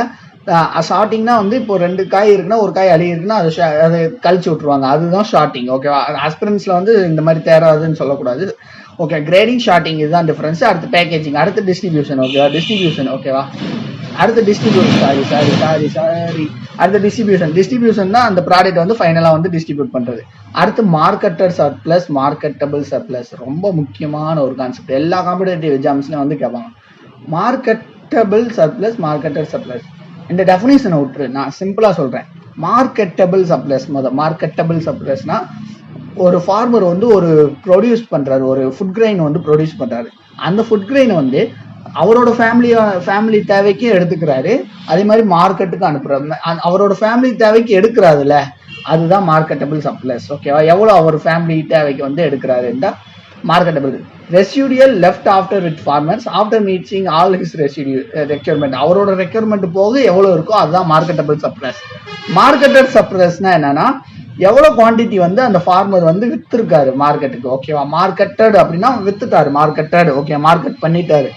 அப்போ மார்க்கெட் இதை குழப்பிடாதீங்க, எதுக்கு வரும். மார்க்கெட்டட் அப்படின்னா வித்துடுறாரு. ஓகேவா, அவரோட ப்ராடக்ட் குவான்டிட்டியை வந்து வித்துடுறாரு, அதான் மார்க்கெட்டட் வித்துட்டாரு.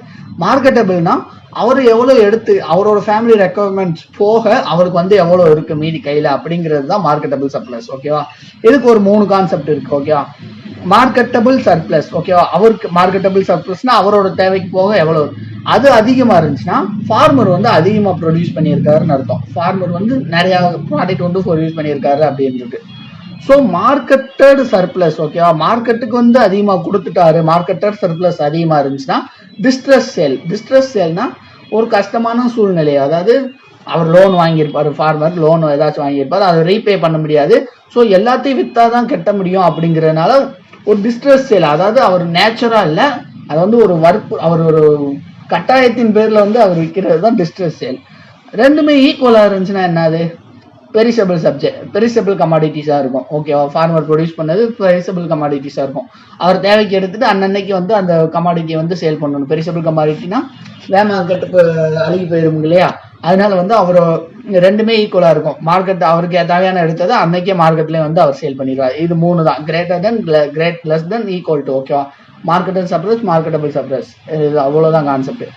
அடுத்து methods of buying and selling. ஒரு ப்ராடக்ட் இருக்குன்னா இதுல வந்து பையிங் அண்ட் செல்லிங் வந்து பண்ணுவாங்க. ஓகேவா, அதுக்கு வந்து ஹல்டா சிஸ்டம். ஓகேவா, முதல் ஹல்டா சிஸ்டம்னா ஒன்றும் இல்லை, price determine by covering hand with cloth. ஓகேவா, அதாவது துணியை போட்டு நம்ம கைக்கு அடியில வந்து கைக்கு மேல வந்து துணியை போட்டு வந்து அந்த விரல் ட்விஸ்ட் பண்ணி விரலை பிடிச்சலாம் பேசுவாங்களே, அது வந்து ஹட்டா சிஸ்டம். ஓகேவா, அதே மாதிரி பிரைஸ் நெகோசியேஷன் வந்து மியூச்சுவல் அண்டர்ஸ்டாண்டிங் வந்து ஒரு இருக்கும், பையருக்கும் செல்லருக்கும்.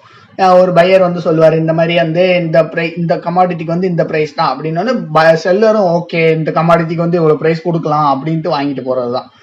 அதே மாதிரி கொட்டேஷன்னா சாம்பிள் வந்து அந்த பையர் வந்து வாங்குவார். இப்போ ஒரு ஃபுட் கிரெயின் இருக்குன்னா அதோட சாம்பிள் வந்து எடுத்துக்கிடுவாரு அந்த பையரு. அதே மாதிரி அந்த பையர் வந்து கோட் பண்ணுவார் பிரைஸ். ஓகே, இந்த ஃபுட் கிரெயின் இந்த மாதிரி குவாலிட்டியில இருக்கு, இந்த பிரைஸ் வந்து நான் கோட் பண்றேன் அப்படின்னு சொல்லுவாரு. அடுத்து வந்து டாரா சேல் மெத்தட்னா நிறைய லாட்ஸ் இருக்கும். அதாவது இப்போ ஒரு லோ குவாலிட்டி லாட்டும் இருக்கும், ஹை குவாலிட்டியான ப்ராடக்டும் இருக்கும்.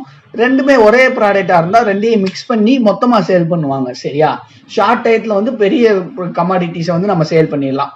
ஆனா இதை வந்து ஒரு டிஸ்அட்வான்டேஜ் என்னன்னா புவர் குவாலிட்டிக்கும் அந்த குட் குவாலிட்டியை வந்து ஒன்னா கலக்குறதுனால ரெண்டுக்குமே ஒரே விலை தான் கிடைக்க போகுது. சரியா, நார்மலா பார்த்தா புவர் குவாலிட்டி கம்மியான விலை தான் கிடைக்கணும், ஆனா ரெண்டையுமே நம்ம இப்போ ஒன்னா மிக்ஸ் பண்ணனால ரெண்டையுமே இது ஒரே ரேட்டுக்கு தான் ஃபிக்ஸ் பண்ற மாதிரி இருக்கும். அடுத்து மோகம் சேல்னா verbal understanding between buyers and sellers. Okay, மோகம் சேல்னா ஒரு வெர்பல் அண்டர்ஸ்டாண்டிங் இருக்கும் பையர்ஸ்க்கும் செல்லர்ஸ்க்கும். ஓகேவா, அதனால அதே மாதிரி அதான் வெர்பல் அண்டர்ஸ்டாண்டிங் வாய் பேச்சுல தான். ஓகேவா, இவ்வளோ அமௌண்ட் தான் அப்படின்னு பையர் சொல்லுவாரு, அதே மாதிரி செல்லரும் அந்த அமௌண்ட்டுக்கு வந்து வாங்கிட்டு போவார். அடுத்து ஓப்பன் ஆக்ஷன் மெத்தட்னா உங்களுக்கு தெரியும், ஏலம் விடுறது. ஒரு வாழைத்தாரா இருக்கட்டும், ஒரு மிளகா இருக்கட்டும், இந்த ரேட் ஆரம்பிப்பாங்க, அதுல எது ஹையஸ்ட் பிட் வந்து பண்றாங்களோ அவங்களுக்கு வந்து அந்த ஓப்பன் சேல் மெத்தட்ல மூலியமா அந்த ப்ராடக்ட் வந்து கொடுத்துருவாங்க. அடுத்து க்ளோஸ்டு சேல்னா எல்லாருக்கும் தெரியும். ஓகே, அதே மாதிரி நம்ம இங்கேயும் ஏலம் தான் விட போறாங்க.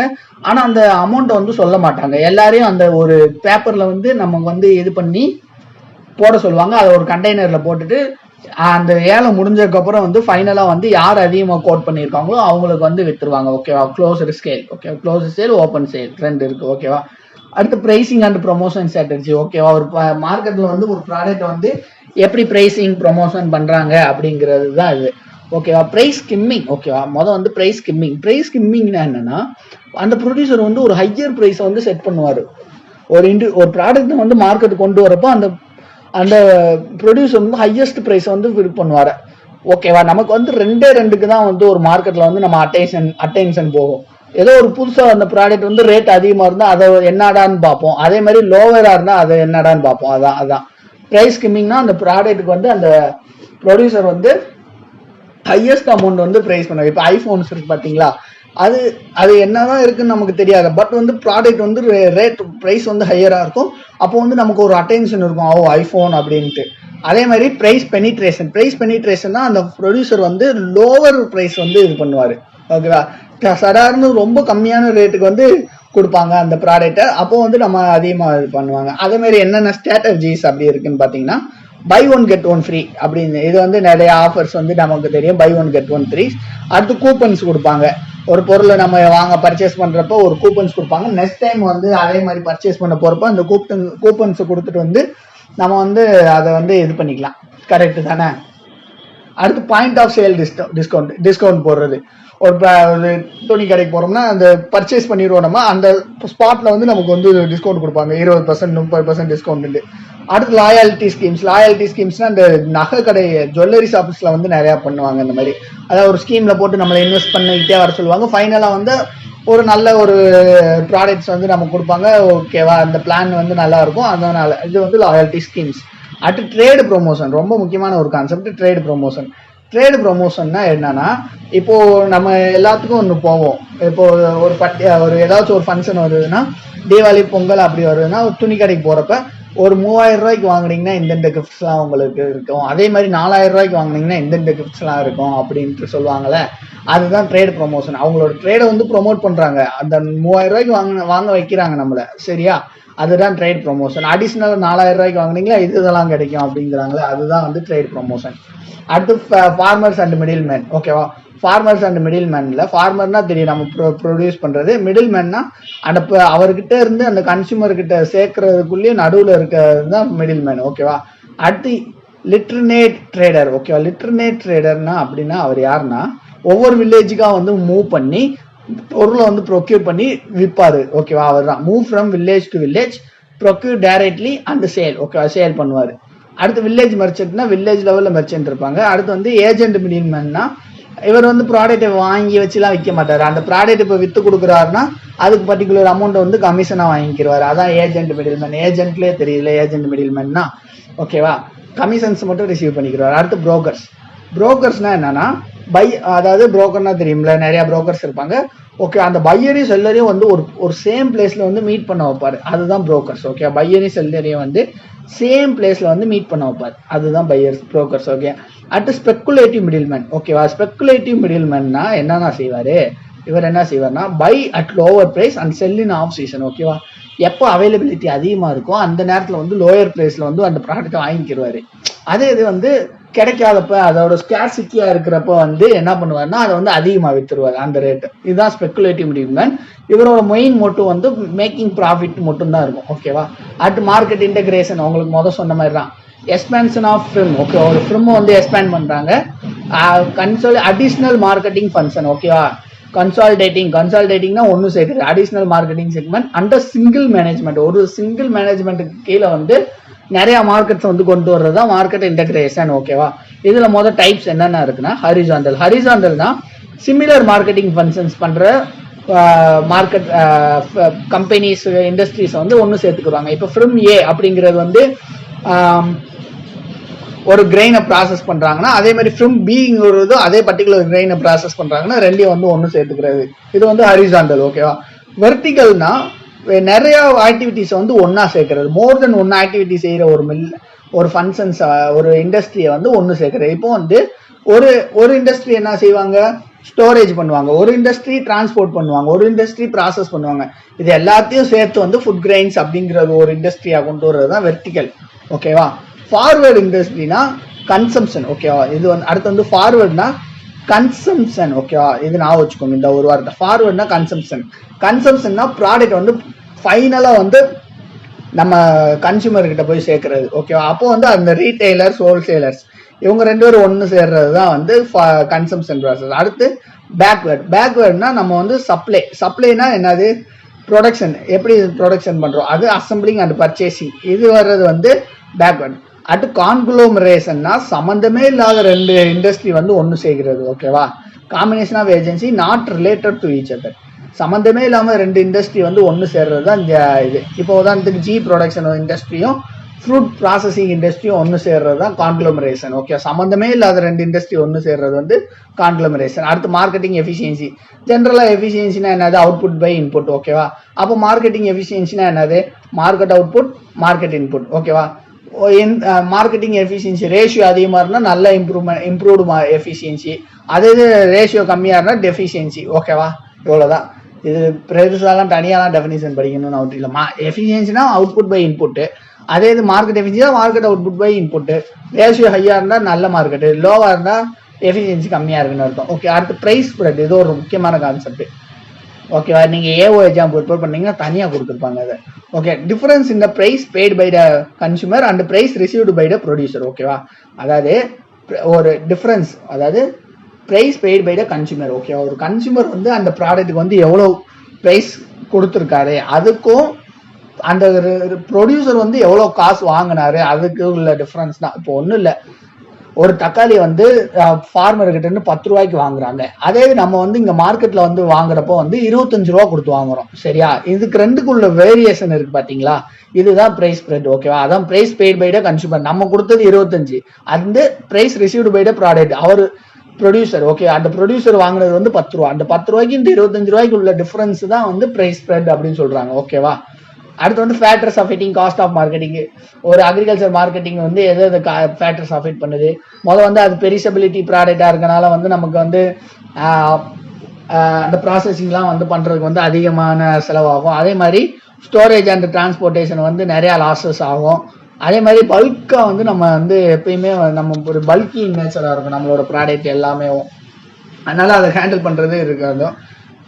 இர்ரெகுலாரிட்டி இன் சப்ளை, அதே மாதிரி பேக்கேஜிங் காஸ்ட்டு, அதே மாதிரி ரிஸ்க்கு, அதே மாதிரி ஸ்டோரேஜுக்கான காஸ்ட்டு, இந்த மாதிரி எல்லாமே எல்லா ஃபேக்டர்ஸை வந்து நமக்கு வந்து மார்க்கெட்டிங்கோட காஸ்ட் வந்து அஃபெக்ட் பண்ணும். அடுத்து பப்ளிக் செக்டார் இன்ஸ்டிடியூஷன்ஸ். ஓகேவா. அதாவது மார்க்கெட்டிங்க்கு வந்து என்னென்ன இன்ஸ்டிடியூஷன்ஸ் இருக்குது அப்படின்னு கேட்பாங்க. முதல் வந்து directorate of marketing and inspection. ஓகேவா. டைரக்டரேட். ஓகே. டைரக்டரேட்னா அவங்க தான் எல்லாத்தையும் மேனேஜ் பண்ணுவாங்க, அப்போ பேர்லேயே இருக்கா. இது வந்து integrated development of marketing and allied activities. ஓகேவா. அலைடு ஆக்டிவிட்டிஸ் அப்படிங்கிற மார்க்கெட்டிங் அதுக்கு ஏற்ற மாதிரி அலைட் ப்ராடக்ட்ஸையும் வந்து இது பண்ணுறது தான். இது வந்து எந்த மினிஸ்ட்ரிக்கு அடியில் வர்றதுன்னு பார்த்தீங்கன்னா மினிஸ்ட்ரி ஆஃப் அக்ரிகல்ச்சர் கீழே வருது. இது 1937 எஸ்டாப்ளிஷ் பண்ணுறாங்க. இவங்க என்ன பண்ணுறாங்கன்னா assistance, guidance and advice to marketing department.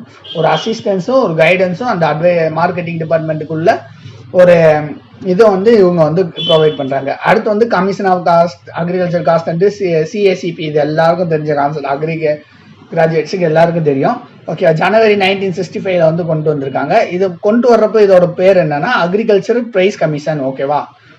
Agriculture price commission தான் இதோட பேர். கொண்டு வர்றப்ப இது யாரோட ரெக்கமெண்டேஷன்ல கொண்டு வந்தாங்கன்னா LK ஜா. ஓகேவா. இப்போ ஒவ்வொரு கமிட்டி கொண்டு வராங்கன்னா அதுக்கு வந்து ஒவ்வொரு கமிட்டி வந்து ரெக்கமெண்ட் பண்ணியிருப்பாங்க. ஓகேவா. இப்போ நம்ம ரிலிஜனல் ரூரல் பேங்க்குமே வந்து நரசிம்ம கமிட்டி வந்து ரெக்கமெண்ட் பண்ணியிருப்பாங்க. அந்த மாதிரி அந்த யார் ரெக்கமெண்ட் பண்ணா அப்படின்னு கேட்பாங்க. ஓகேவா. இது வந்து சிஏசிபி 1965 வந்து கொண்டு வந்திருக்காங்க. இது என்ன செய்யறாங்கன்னா advising government on price policies. ஓகேவா. கவர்மெண்ட்டுக்கு வந்து அட்வைஸ் பண்ணுவாங்க, அக்ரிகல்ச்சர் கமாடிட்டியோட பிரைஸை வந்து அட்வைஸ் பண்ணுவாங்க. இந்த ப்ராடக்ட் வந்து இவ்வளோ பிரைஸ் வந்து மினிமம் சப்போர்ட் பிரைஸாக கொடுக்கலாம் அப்படிங்கிறது வந்து அது வந்து எப்படி ப்ரொடியூசருக்கும் கன்சியூமருக்கும் வந்து சேமான ஒரு அவங்க 2 பேருக்குமே வந்து அவங்களோட மீட் அவுட் பண்ணுற மாதிரி இருந்திருக்கும். ஓகேவா. அதோட ப்ரைஸ் அதுக்கு தான் minimum support price, statutory minimum price. Statutory minimum price வந்து எதுக்கு கொடுப்பாங்கன்னா சுகருக்கு எனக்கு கொடுப்பாங்க. எதுக்கு இதுக்கு மட்டும் வேற மாதிரி கொடுக்குறாங்க அப்படின்னு சொல்லி தெரியுமா யாருக்காச்சும்? எல்லா ஃபுட் கிரெயின்ஸ்க்கும் மினிமம் சப்போர்ட் பிரைஸ் தான். ஆனா வந்து அந்த சுகர் கேனுக்கு மட்டும் எதுக்கு சேச்சுரேட்டரி மினிமம் பிரைஸ் தெரிஞ்சா கமெண்ட் செக்ஷன்ல சொல்லுங்க. சரியா, நான் அடுத்த வீடியோல அதை வந்து சொல்றேன். இல்லைன்னா அடுத்த வீடியோவில் நான் சொல்றேன் சேச்சுரேட்டரி மினிமம் பிரைஸ் எதுக்கு வந்து சுகர் கேனுக்கு மட்டும் அது கொடுக்குறாங்க, அந்த மாதிரி கொடுக்குறாங்க. அடுத்து வந்து ப்ரொக்யூர்மெண்ட் அண்ட் இஷ்யூ பிரைஸ் எல்லாம் இது பண்றவங்க இவங்க தான். அடுத்து ஃபுட் கார்பரேஷன் ஆஃப் இந்தியா, இதுவும் 1965 தான். ஓகேவா, ஃபுட் கார்பரேஷன் ஆஃப் இந்தியா ஒரு முக்கியமான வேலை என்னன்னா ஒரு ப்ராடக்ட் ப்ரொக்யூர் பண்றது, அதை ஸ்டோர் பண்ணி எப்போ தேவையோ அப்போ வந்து டிஸ்ட்ரிபியூட் பண்றது தான். ஓகேவா, இதுதான் ஃபுட் கார்பரேஷன் ஆஃப் இந்தியாவோட வேலை. ஓகேவா, அதை என்ன பண்றாங்க, timely release of stocks in PDS public distribution சிஸ்டத்துல வந்து எப்போ தேவையோ அப்போ வந்து ரிலீஸ் பண்றாங்க. அப்போ வந்து மினிமம் பிரைஸ் ஃபிளக்சுவேஷனை வந்து ரெடியூஸ் பண்றது. அதே மாதிரி மெயின்டைனிங் பஃபர் ஸ்டாக்ஸ். ஓகேவா, பஃபர் ஸ்டாக்னா பின்னாடி பார்ப்போம். ஓகேவா, அடுத்து காட்டன் கார்பரேஷன் ஆஃப் இந்தியா, இதெல்லாம் எல்லாமே எந்த கார்பரேஷனோ அதுக்கு ஏற்ற மாதிரி ப்ராடக்ட்டை வந்து நம்ம மெயின்டைன் பண்ணுவாங்க, அவ்வளோதான். இப்போ காட்டன் கார்பரேஷன் ஆஃப் இந்தியா வந்து 1917 சொல்லியிருக்காங்க. இவங்க வந்து மினிஸ்ட்ரி ஆஃப் காமர்ஸ் கீழே வருவாங்க. காட்டன் கார்பரேஷன் ஆஃப் இந்தியா இவங்க என்ன செய்வாங்க, handling, import, purchasing domestic cotton, அவ்வளோதான். காட்டனை பர்ச்சேஸ் பண்ணுவாங்க, அதுதான். அதே மாதிரி ஜூட் கார்பரேஷன் ஆஃப் இந்தியா 1971 இவங்க வந்து என்ன செய்யறாங்க, price support and reasonable price for jute growers வந்து ரீசனபிளான ஒரு பிரைஸ் வந்து வாங்கி கொடுக்குறாங்க. அதே மாதிரி ப்ரொக்யூர் பண்ணி எக்ஸ்போர்ட் பண்றாங்க, அவ்வளவுதான். அடுத்து ரப்பர் போர்டு வந்து 1947 இது பண்றாங்க. இவங்க என்னென்ன செய்யறாங்கன்னா ரிசர்ச் அண்ட் ட்ரைனிங் ப்ரோக்ராம் வந்து இது பண்றாங்க. ஓகேவா, ரப்பர் ப்ரொடக்ஷனுக்கு வந்து ரிசர்ச் அண்ட் ட்ரைனிங் ப்ரோக்ராம்ஸ் வந்து கொண்டு வராங்க. இவ்வளவுதான் ரப்பர் போர்டு. அடுத்து வந்து காஃபி போர்டு வந்து 1940 எங்க எஸ்டாப்ளிஷ் பண்றாங்க அதுவும் கேட்பாங்க. காஃபி போர்டு எங்க இருக்குன்னா கர்நாடகால இருக்கு. இது வந்து என்னன்னா promotion of sale and consumption of coffee வந்து இது பண்றாங்க. காஃபில டெக்னாலஜிக்கல் ரிசர்ச் பண்றாங்க, அவ்வளவுதான். அடுத்து அசாம்ல வந்து டீ போர்டு வந்து அசாம் 1953. ஓகேவா, இது என்ன செய்யறாங்கன்னா டீ ப்ரொடியூசர் வந்து ரெப்ரசென்ட் பண்றாங்க. அதே மாதிரி உங்களுக்கு வந்து அந்த டீ க்ரோயர்ஸ்க்கு வந்து லோன்ஸ் வந்து வாங்கி தராங்க. ஓகேவா, டீ போர்டு வந்து அசாம்ல இருக்கு, காஃபி போர்டு வந்து கர்நாடகாவில் இருக்கு. அடுத்து கோகனட் டெவலப் போர்டு, இது எல்லாருக்கும் தெரியும், கொச்சின்ல இருக்கு. இவங்க வந்து என்ன பண்றாங்க, 1981 under the ministry of agriculture development of coconut production and utilisation, coconut production வந்து டெவலப் பண்றாங்க. அதே மாதிரி யூட்டிலைசேஷன் அதே மாதிரி. அடுத்து மைனர் போர்டுனா இந்த ஸ்பைசஸ் போர்டு வந்து 1986 கல்கட்டால இருக்கு. அதே மாதிரி காயர் போர்டுனா 1953 ஆலப்பியில இருக்கு. அதே மாதிரி 1953 தான் டீ போர்டு எஸ்டாப்ளிஷ் பண்ணியிருப்பாங்க. ஸோ வந்து இந்த மாதிரி கோரிலேட் பண்ணி படிச்சுக்கோங்க. அடுத்து சில்க் போர்டு வந்து 1949, நேஷனல் ஹார்டிகல்ச்சர் போர்டு வந்து 1984, national dairy research development board வந்து 1965, சென்ட்ரல் வேர் ஹவுசிங் கார்பரேஷன் வந்து 1957, ஸ்டேட் வேர் ஹவுசிங் கார்பரேஷன் வந்து 1956. இது ஒரு 0.5. First state to establish warehouse. ஓகேவா, state warehousing corporation first எங்க இது பண்ணாங்கன்னா பீகார். ஓகேவா, பீகார். அதே மாதிரி நமக்கு தெரியும் கேவிக்கு வந்து பாண்டிச்சேரியில் இது பண்ணுவாங்க. பஞ்சாயத்து ராஜ் சிஸ்டம் வந்து வெஸ்ட் பெங்கால்ல இது பண்ணுவாங்க. இந்த மாதிரி எது ஃபர்ஸ்ட் எஸ்டாப்ளிஷ் பண்ணியிருக்காங்கன்னு கேட்பாங்க. அடுத்து எக்ஸ்போர்ட் அத்தாரிட்டி நமக்கு தெரியும் எப்பிடா. ஓகேவா, எப்பிடானா அக்ரிகல்ச்சர் ப்ராசஸ்டு ஃபுட் ப்ராடக்ட் வந்து எக்ஸ்போர்ட் பண்ணுவாங்க. அதாவது export of fruits, vegetables and processed foods வந்து எக்ஸ்போர்ட் பண்றதுக்கு உள்ள அத்தாரிட்டி தான் எப்பிடா. ஓகேவா, 1985 எஸ்டாப்ளிஷ் பண்ணாங்க. Ministry of commerce. ஓகேவா, இது ministry of commerce. Cotton corporation of இந்தியாவும் மினிஸ்ட்ரி ஆஃப் காமர்ஸ். சரியா, இது எது மினிஸ்ட்ரி ஆஃப் காமர்ஸ் கீழே வருதுன்னு பார்த்துக்கோங்க. அதே மெப்பிடானா என்னது, marine products. Okay, marine products அதாவது development of fishing and using laser technology in fishing. ஓகேவா, ஃபிஷிங்க்கு வந்து லேசர் டெக்னாலஜி வந்து இது பண்றது தான் மெப்பிடா இது ரெண்டு. அடுத்து theories of international trade. Okay, international ட்ரேட்னா ஒரு பர்டிகுலர் ப்ராடக்ட் வந்து நம்ம வந்து ட்ரேட் பண்றதுக்கு வந்து என்னென்ன இருக்கு அப்படின்னு பாக்குறது தான். ஓகேவா, முதல் வந்து அப்சல்யூட் அட்வான்டேஜ்னா ஒரு நேஷன் வந்து ஒரு கண்ட்ரி வந்து ஒரு ப்ராடக்ட் ப்ரொடியூஸ் பண்ணதுன்னா அது மற்ற கண்ட்ரி ப்ரொடியூஸ் பண்றதை காட்டிலும் கம்மியா இருக்கணும் அதோட காஸ்ட் ஆஃப் ப்ரொடக்ஷன். அதுதான் அப்சல்யூட் அட்வான்டேஜ். அதாவது nation should specialise in producing goods. Okay, ஒரு பர்டிகுலர் குட்ஸ் வந்து ஸ்பெஷலைஸா இருக்கும். It can be produce at cheaper rate. ஓகேவா, cheaper rate then other countries. மற்ற கண்ட்ரிலே காட்டிலையும் அந்த பர்டிகுலர் ப்ராடக்ட்டை வந்து ப்ரொடியூஸ் பண்றதுல வந்து சீப்பர் ரேட்டா வந்து இருக்கணும். ஓகேவா, அடுத்து கம்பேரேட்டிவ் அட்வான்டேஜ்னா country able to produce the product community better more efficient then other commodity. ஒரு கமாடிட்டியை வந்து பெட்டரா வந்து ப்ரொடியூஸ் பண்ணணும் மற்ற கமாடிட்டியை கம்பேர் பண்றப்ப. அதான் தெரியல. இப்போ வந்து ஒரு 2 ஃபார்மர் இருக்காங்க, 2 வெரைட்டி ஆஃப் ரைஸ் இருக்குன்னா ஒரு பர்டிகுலர் லேண்ட்ல வந்து ஒரு ஃபார்மர் வந்து ரைஸ் போட்டார்னா ஒரு 100 குவிண்டால் வருதுன்னா, அதே பல்சஸ் போட்டார்னா 150 குவிண்டால் வருதுன்னா எக்ஸாம்பிளுக்கு சொல்றேன், இன்னொரு கமாடிட்டி போடுறப்போ எக்ஸ்ட்ரா வருதா, எது பெட்டரா பெர்ஃபார்ம் பண்ணுதோ அதை வந்து இது பண்றது தான் கம்பேரிட்டிவ் அட்வான்டேஜ். ரெண்டுல கம்பேர் பண்றப்ப எது பெஸ்டா இருக்கோ அதை இது பண்றது தான் கம்பேரிட்டிவ் அட்வான்டேஜ். அது வந்து free trade agreement. Free trade அக்ரிமெண்ட்னா January 1, 2010 வந்து சைன் பண்ணாங்க. யார் யாருக்கும் இடையில இந்த அக்ரிமெண்ட்னா இந்தியாவுக்கும் ஏசியன் கண்ட்ரீஸ்னா இந்தோனேஷியா, மலேசியா, பிலிப்பைன்ஸ் இந்த கண்ட்ரீஸ்ல வந்து இது பண்ணுவாங்க. இது என்ன பண்ணுவாங்கன்னா ட்ரேடுக்கான அந்த ரூல்ஸ் வந்து லிபரலைஸ் பண்றாங்க. லிபரல்னா அதாவது நிறைய ரெஸ்ட்ரிக்ஷன்ஸ் வந்து எடுத்து விடுறாங்க. ஏன்னா வந்து அப்படின்னா தான் நிறைய ட்ரேட் பண்ண முடியும் அப்படிங்கிறதுக்கு. இதுக்கு வந்து எந்த ப்ராடக்ட் வந்து இது பண்றாங்கன்னா சிக்பி அப்படிங்கிற ப்ராடக்ட் வந்து பெர்மிட் பண்றாங்க ட்ரேடுக்கு. அதே இது எடிபிள் ஆயிலுங்கிறத வந்து பேன் பண்றாங்க. ஓகேவா, எதை பேன் பண்றாங்க? எடிபிள் ஆயில்ஸ் வந்து பேன் பண்றாங்க. இப்போ ரீசெண்டா வந்து இந்த எடிபிள் ஆயிலுக்கான பேனை வந்து எடுத்து விட்டாங்க. ஸோ சிக்பிக்கு வந்து பெர்மிட் பண்றாங்க, எடிபிள் ஆயிலை வந்து பேன் பண்றாங்க. அதே மாதிரி பிளாக் பெப்பர் வந்து highly imported from Indonesia. Black pepper வந்து ஹைலி இந்தோனேஷியால இருந்து இம்போர்ட் பண்றாங்க. அதே க்ரூட் ஆயிலை வந்து எங்க இருந்து இம்போர்ட் பண்றாங்கன்னா மலேசியால இருக்கு. ஓகேவா, பிளாக் பெப்பரை வந்து இந்தோனேஷியால இருந்து இது பண்றாங்க. அதே மாதிரி க்ரூட் ஆயிலை வந்து மலேசியால இருந்து இம்போர்ட் பண்றாங்க. அடுத்து கார்லிக்கு, டர்மரிக்கு, வீட்டு, சுகர் கேனு, ஆயில் சீட்ஸ் இது எல்லாத்தையும் வந்து இந்த ட்ரேடு மூலயமா நமக்கு வந்து ட்ரேடு வந்து எக்ஸ்போர்ட் பண்ணிக்கிறாங்க. ஓகேவா, அடுத்து வந்து அக்ரிகல்ச்சர் பிரைஸ் பாலிசிஸ். ஓகேவா, அக்ரிகல்ச்சர் பிரைஸ் பாலிசிஸ் எது கொண்டு வராங்கன்னா பிரைஸோட ஸ்டெபிலிட்டி பண்றது கொண்டு வராங்க. அதே மாதிரி பிரைஸ் சப்போர்ட், ஃபார்மருக்கு வந்து பிரைஸ் சப்போர்ட் கொடுக்கணும் அப்படிங்கிறதுக்காண்டி கொண்டு வராங்க. அதே மாதிரி வந்து ப்ரொவைட் ரீசனபிள் ரிலேஷன்ஷிப் பிட்வீன். ஓகேவா, அதாவது ரீசனபிளா இருக்கணும், அந்த பிரைஸுக்கும் அந்த கமாடிட்டிக்கும் வந்து ரீசனபிளா இருக்கணும். ஓகேவா, அந்த கமாடிட்டிக்கும் அந்த அதுக்கு ஃபிக்ஸ் பண்ற பிரைஸும் வந்து ரிலேஷன்ஷிப் வந்து ரீசனபிளா இருக்கணும். இது மூணுக்கான இதுதான் அக்ரிகல்ச்சர் பிரைஸ் பாலிசி கொண்டு வராங்க. பஃபர் ஸ்டாக் தான் பார்த்த மாதிரி தான். Minimum stock of food grains. ஓகேவா, minimum of stock of food grains and commodities. ஓகேவா, கவர்மெண்ட் வந்து ஸ்டோர் பண்ணி வச்சிருப்பாங்க. ஒரு ஸ்டோர் பண்ணி வச்சுட்டு அடுத்து வந்து எப்போ அதுக்கான ஸ்கேர்சிட்டி இருக்கும் அப்போ வந்து distribute to PDS, public distribution system மூலயமா வந்து அந்த ஸ்கேர்சிட்டியான டயத்துல வந்து மக்களுக்கு வந்து கொடுப்பாங்க. இதுதான் வந்து பஃபர் ஸ்டாக். ஓகேவா, அடுத்து இது வந்து எதுக்கு பண்றாங்கன்னா என்ஷூர் கரெக்ட் பிரைஸ். ஓகேவா, சில நேரம் வந்து ஸ்கேர்சிட்டியா இருக்கிறப்போ பிரைஸ் அதிகமா இருக்கும், ஸ்டெபிலிட்டியா இருக்காது. சரியா, அப்போ வந்து அந்த மாதிரி பிரைஸ் ஸ்டெபிலிட்டியை வந்து கொண்டு வரதுக்காண்டி தான் இது இந்த பஃபர் ஸ்டாக்ஸ் வந்து மெயின்டைன் பண்றாங்க. ஓகேவா, அடுத்து ரிஸ்க் இன் மார்க்கெட்டிங் தெரியும்ல, நம்ம பார்த்த மாதிரி போன இதில் பார்த்தோம். ஃபிசிக்கல் ரிஸ்க்னா ஏதாச்சும் ஒரு இடத்துக்கு வரது, இல்லை ஸ்டோரேஜ் மூலியமா, இல்லை டிரான்ஸ்போர்ட் மூலியமா நமக்கு லாஸ் வர்றப்ப ரிஸ்க் வர்றது தான் ஃபிசிக்கல் ரிஸ்க். பிரைஸ் ரிஸ்க்னா நமக்கு தெரியும், அடிக்கடி பிரைஸ் வந்து ஃபிளக்சுவேட் ஆகிட்டே இருக்கும், அதுக்காண்டி வந்து ரிஸ்க் வர்றது தான் பிரைஸ் ரிஸ்க். அதே மாதிரி இன்ஸ்டிடியூஷனல் ரிஸ்க்னா ஒரு கவர்மெண்ட் பாலிசிஸ் மூலயமா இல்லை வேற ஏதோ ஒரு இண்டஸ்ட்ரீஸ் மூலயமா வந்து ரிஸ்க் வர்றது தான் இண்டஸ்ட்ரியல் ரிஸ்க். இதை ரிஸ்க் மேனேஜ்மெண்ட் ஸ்ட்ராட்டஜிஸ் என்னென்ன இருக்கு அப்படின்னு பார்த்தீங்கன்னா ஸ்பெக்குலேஷன் தான் தெரியுமில்ல. ஸ்பெக்குலேட்டிவ் மிடில்மேன் பார்த்தோம். எப்போ பிரைஸ் கம்மியா இருக்கோ அப்போ வாங்கிட்டு ஆஃப் சீசன்ல வந்து விற்கிறது. அதே தான் purchases when the price is low purchase, அதாவது நம்ம மேனேஜ்மெண்ட் பண்றதுக்கு எப்போ கம்மியான பிரைஸ் இருக்கோ அப்போ வந்து பர்ச்சேஸ் பண்ணிட்டு அதே மாதிரி பிரைஸ் வந்து ஹையா வச்சு ஆஃப் சீசன்ல வந்து விற்கிறது தான். ஓகேவா, மேக்கிங் ப்ராஃபிட். ஓகேவா, இதுதான் வந்து ஸ்பெக்குலேஷன். இதுல ரெண்டு டைப்பான இருக்கு. ப்ராப்பர் ஸ்பெக்குலேஷன் சொல்லலாம், இல்லாட்டி ஸ்பெக்குலேஷன் ப்ராப்பர்னு சொல்லலாம்.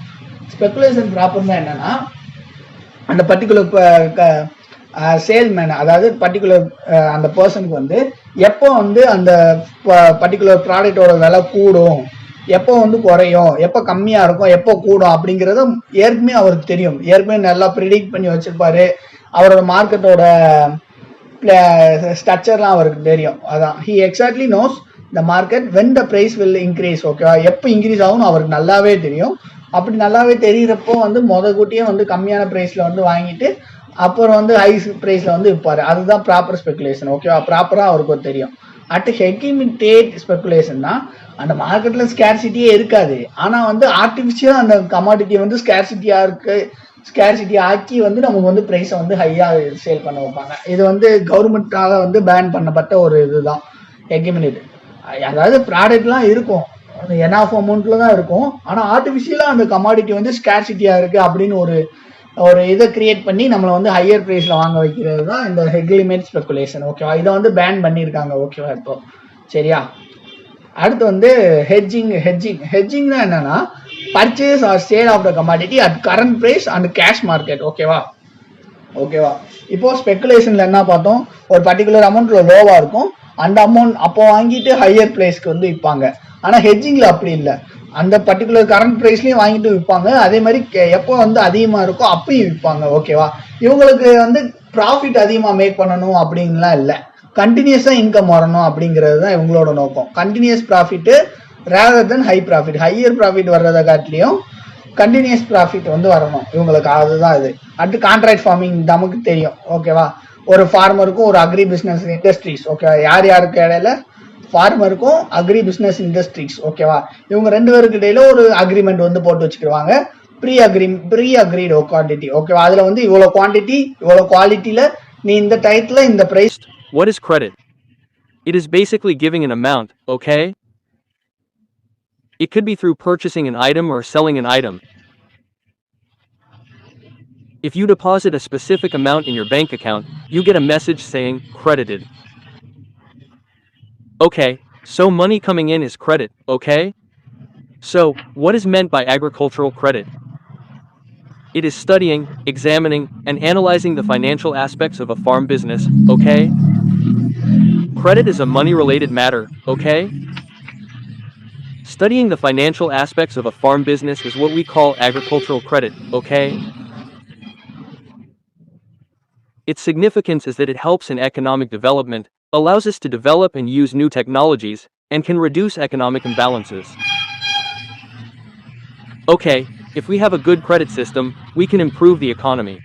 Similarly, we can support infrastructure development if we have a good credit system. And this is very important. Sorry, I meant to provide this first but forgot, so I'm giving it at the end. The word credit is derived from a Latin word. Okay? It is derived from a Latin word. It comes from the word credo. Its meaning is, I believe, okay? Credit is something given based on belief. Next, the classification of credit based on time. Short-term loans, okay? If a loan is repaid within 6 to 18 months, it is a short-term loan. Medium-term loans, meanwhile, take 18 months to 5 years. Okay, if you have 18 months to 5 years to repay that loan, it is a medium-term loan. Long-term loans are those that you repay over 5 to 20 years, okay? Next is based on purpose, okay? Whatever purpose we take the loan for, that is based on purpose. First is the production loan, okay? If we take out a loan for the purpose of producing a product, then it falls under a production loan.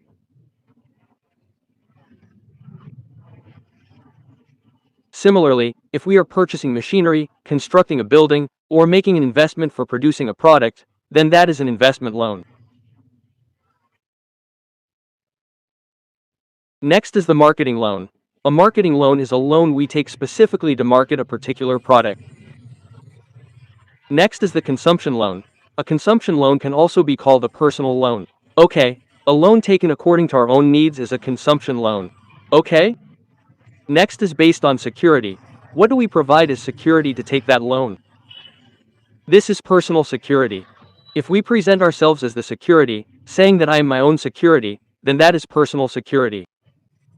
Collateral security is when something is pledged, like pledging house deeds. Pledging something to get a loan like that is called collateral security. Next, chattel. Chattel refers to jewels, okay? If jewels or jewelry are pledged, taking loans by pledging jewels is called chattel loans, okay? Next is mortgage. What is a mortgage? It is taking a loan using immovable properties, okay? If we have some property at home and we take a loan using it, that is a mortgage, okay? In this, there is also a simple mortgage. A simple mortgage is when we pledge the property of our ancestors or the people who lived before us to take a loan. If we pledge our own property, that is called an equitable mortgage, okay? Next are hypothecation loans. In hypothecation loans, the ownership remains with the borrower.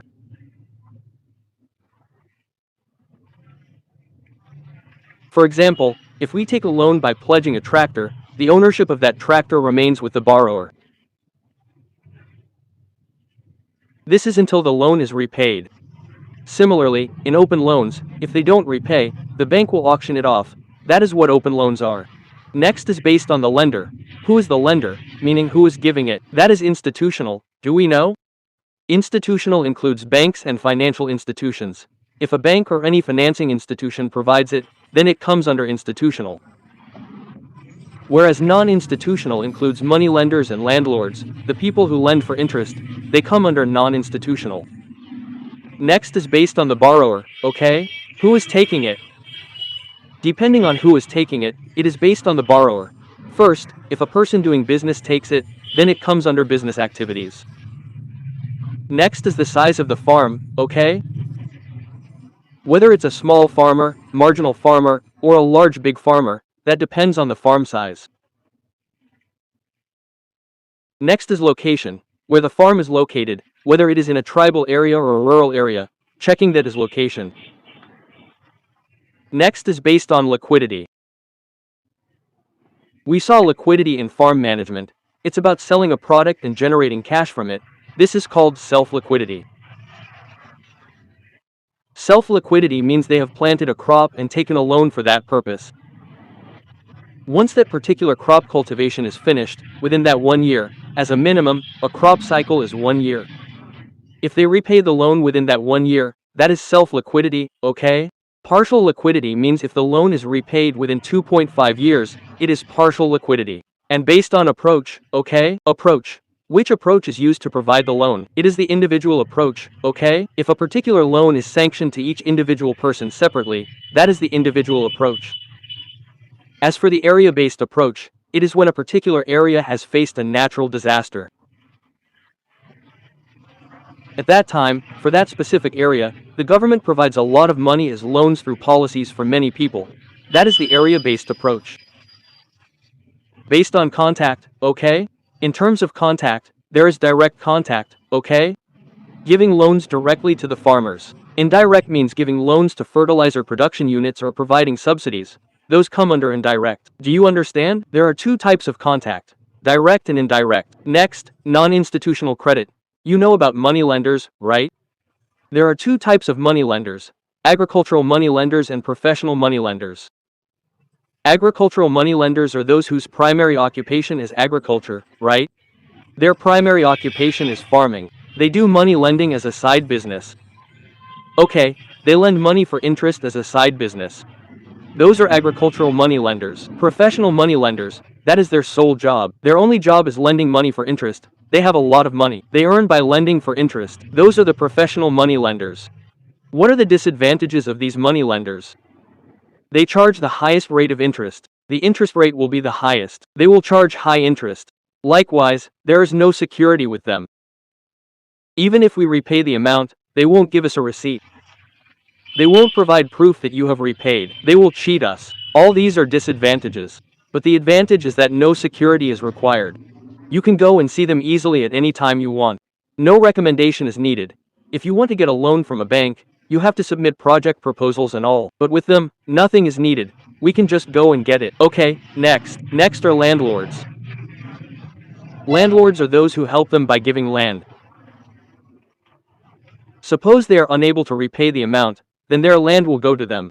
Okay, that is non-institutional, and landlords, traders, okay? We know about traders. It's like contract farming. In that way, they help us by providing land and money. They will repay that money through their products. Next are relatives. Relatives mean taking money from friends and family. That is non-institutional credit, okay? But one disadvantage with relatives is that we can only borrow a certain amount from them. Think about it. How is it if you ask a friend for 50 rupees versus asking for 5 lakhs? That's all there is to relatives. Next, in institutional credit, we have NABARD, RBI, Asian Development Bank, and many such banks. Institutional credit comes through these banks, and we will see what they are later. First is NABARD. Everyone knows it. It stands for National Bank for Agriculture and Rural Development. This was established in 1982. Its function is providing direct and indirect finance for rural development. Rural development is their major motive. They provide a lot of finance for rural development, both directly and indirectly. It was recommended by the Sivaraman Committee, right? All other banks are recommended by the Narasimhan Committee, but NABARD alone by the Sivaraman Committee. Remember this well. If asked who recommended the RRBs or the RBI, it is the Narasimhan Committee, okay? It will be the Narasimhan Committee, okay? Whereas for NABARD, it is the Sivaraman Committee. They will ask this in a question. Remember that. Only NABARD is the Sivaraman Committee. Everything else is the Narasimham Committee, okay? Likewise, what do? They prepare credit plans for each district and monitor implementation. They provide credit to every district. They also monitor how it has been implemented.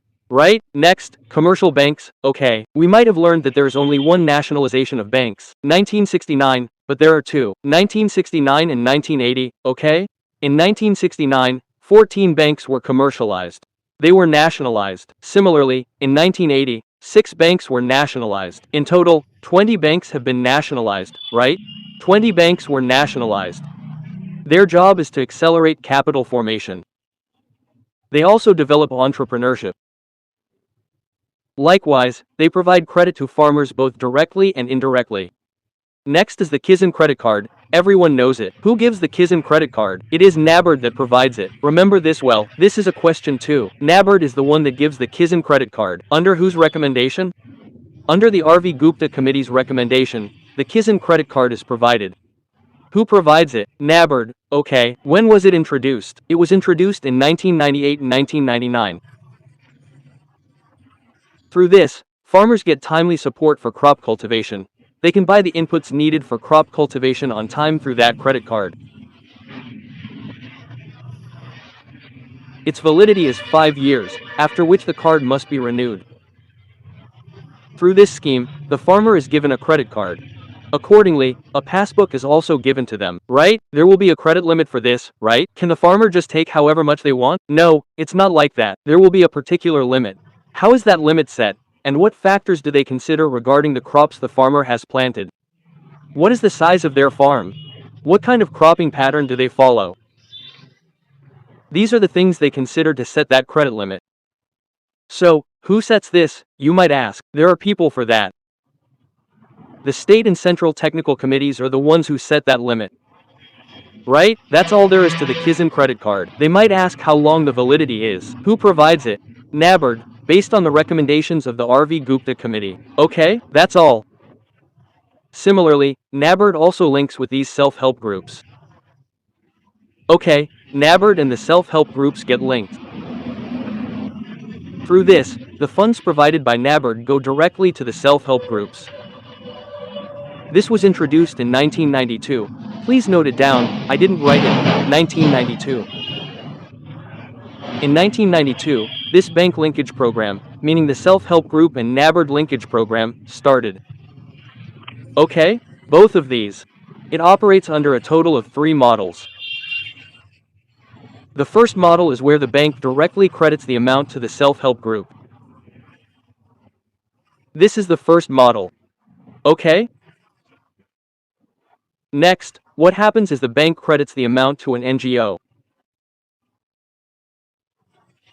That NGO then transfers the amount directly to the self-help group.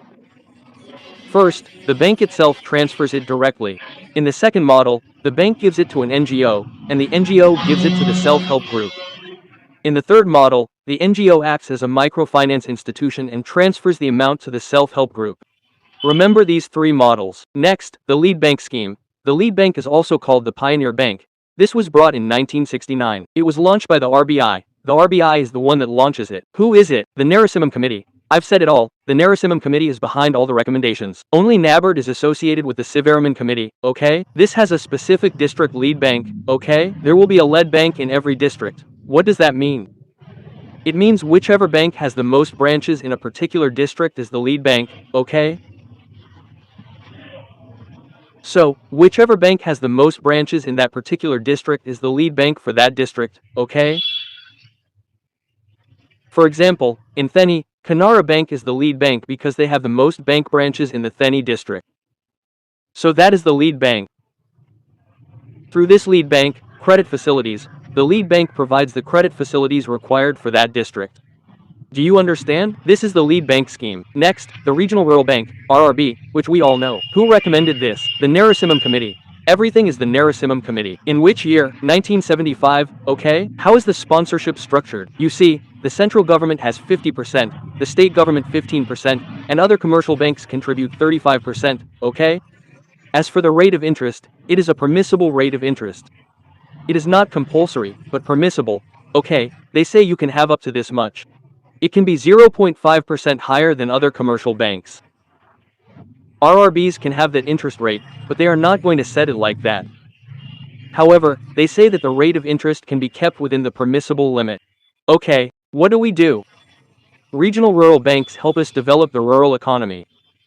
They support our small-scale industries. Similarly, they provide credit assistance for farming and allied activities. Okay, as for the Reserve Bank of India, they will ask for its headquarters. Mumbai, okay. 1935, okay. 1935, okay. They are the head of all banks, okay. They are the head for all banks. They are also a regulatory body. What work do they do?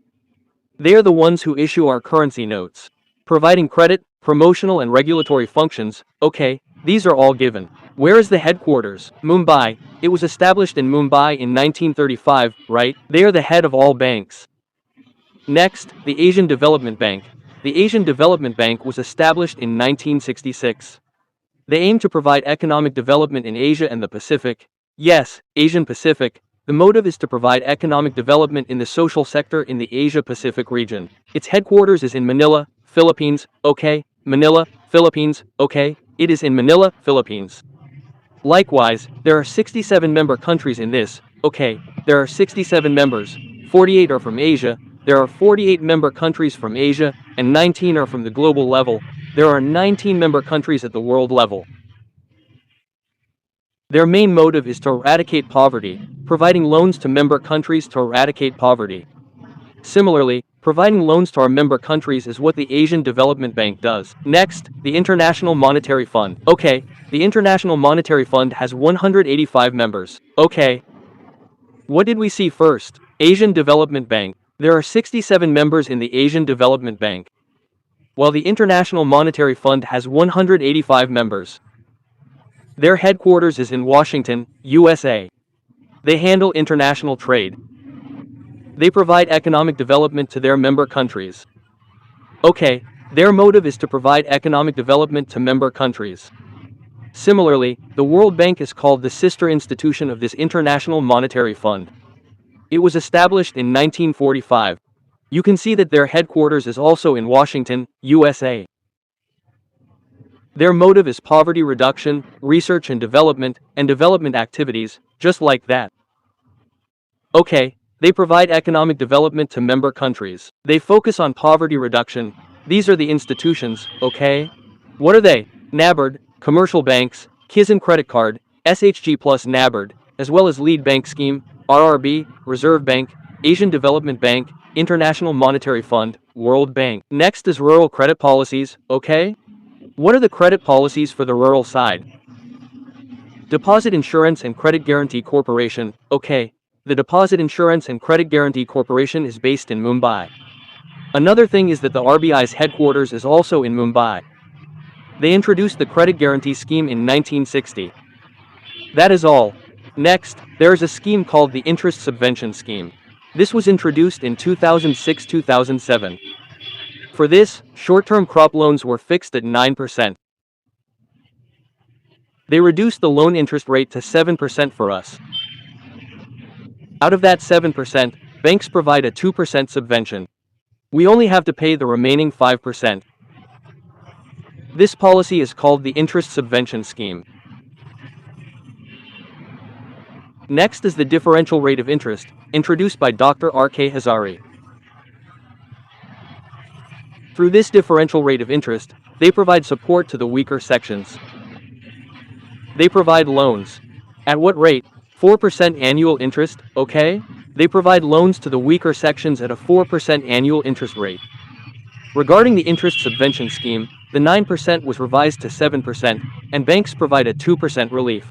The farmer has to pay the remaining 5%. Similarly, under the differential rate of interest, a 4% interest rate is given to the weaker sections. Next is the relief measure and loan waiver. Loan waiver means writing off the debt, which was introduced in 2006. This is the Agricultural and Rural Debt Relief Scheme, where the debts of small and marginal farmers are completely waived.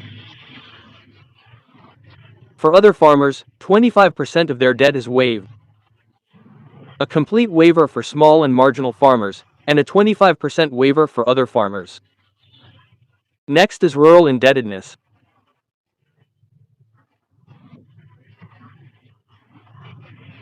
Rural indebtedness means a situation where rural people are unable to repay the loans they have taken.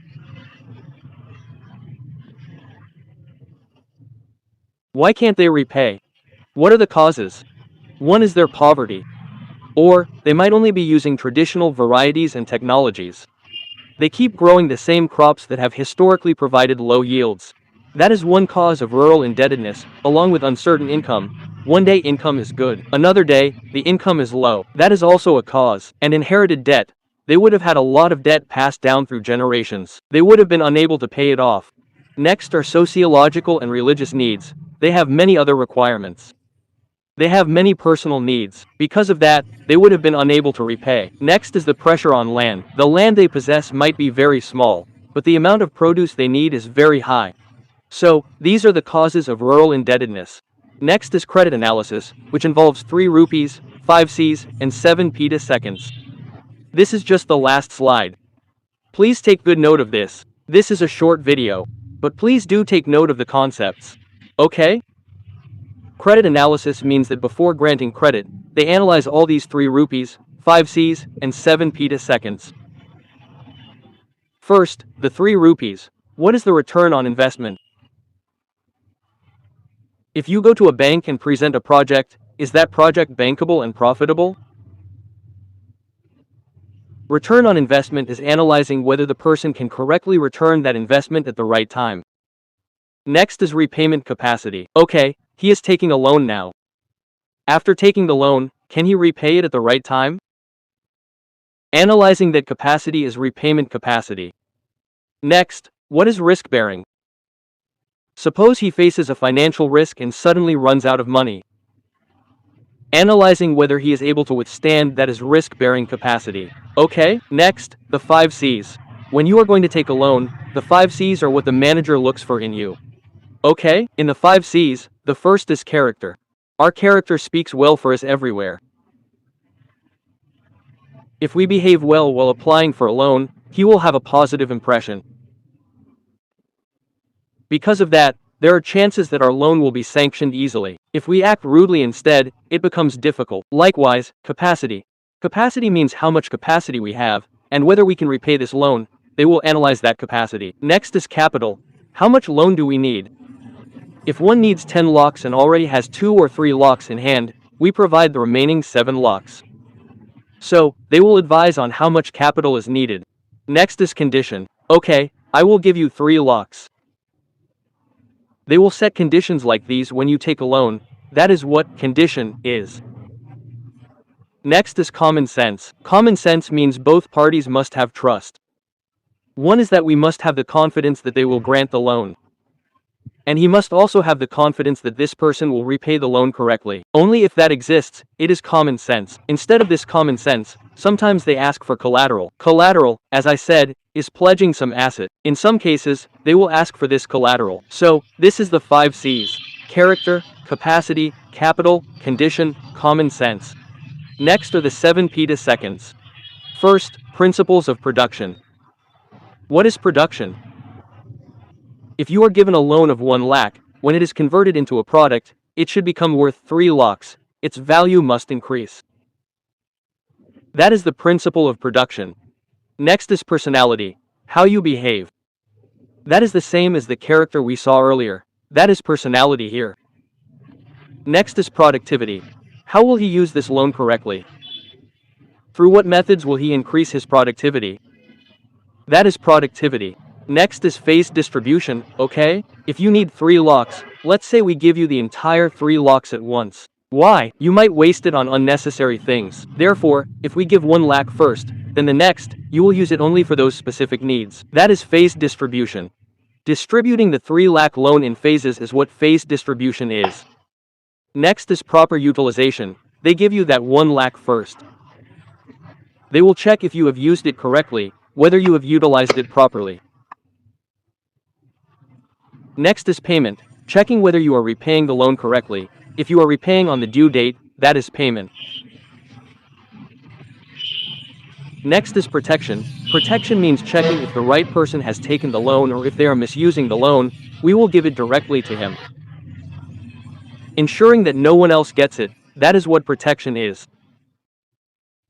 So that is all for agricultural credit. We saw credit, its classification, institutional and non-institutional credit, rural credit policies, that is it, debt, rural credit analysis, that is all. This is a 1+1 course. You will have 16 lectures. So, this is the concept.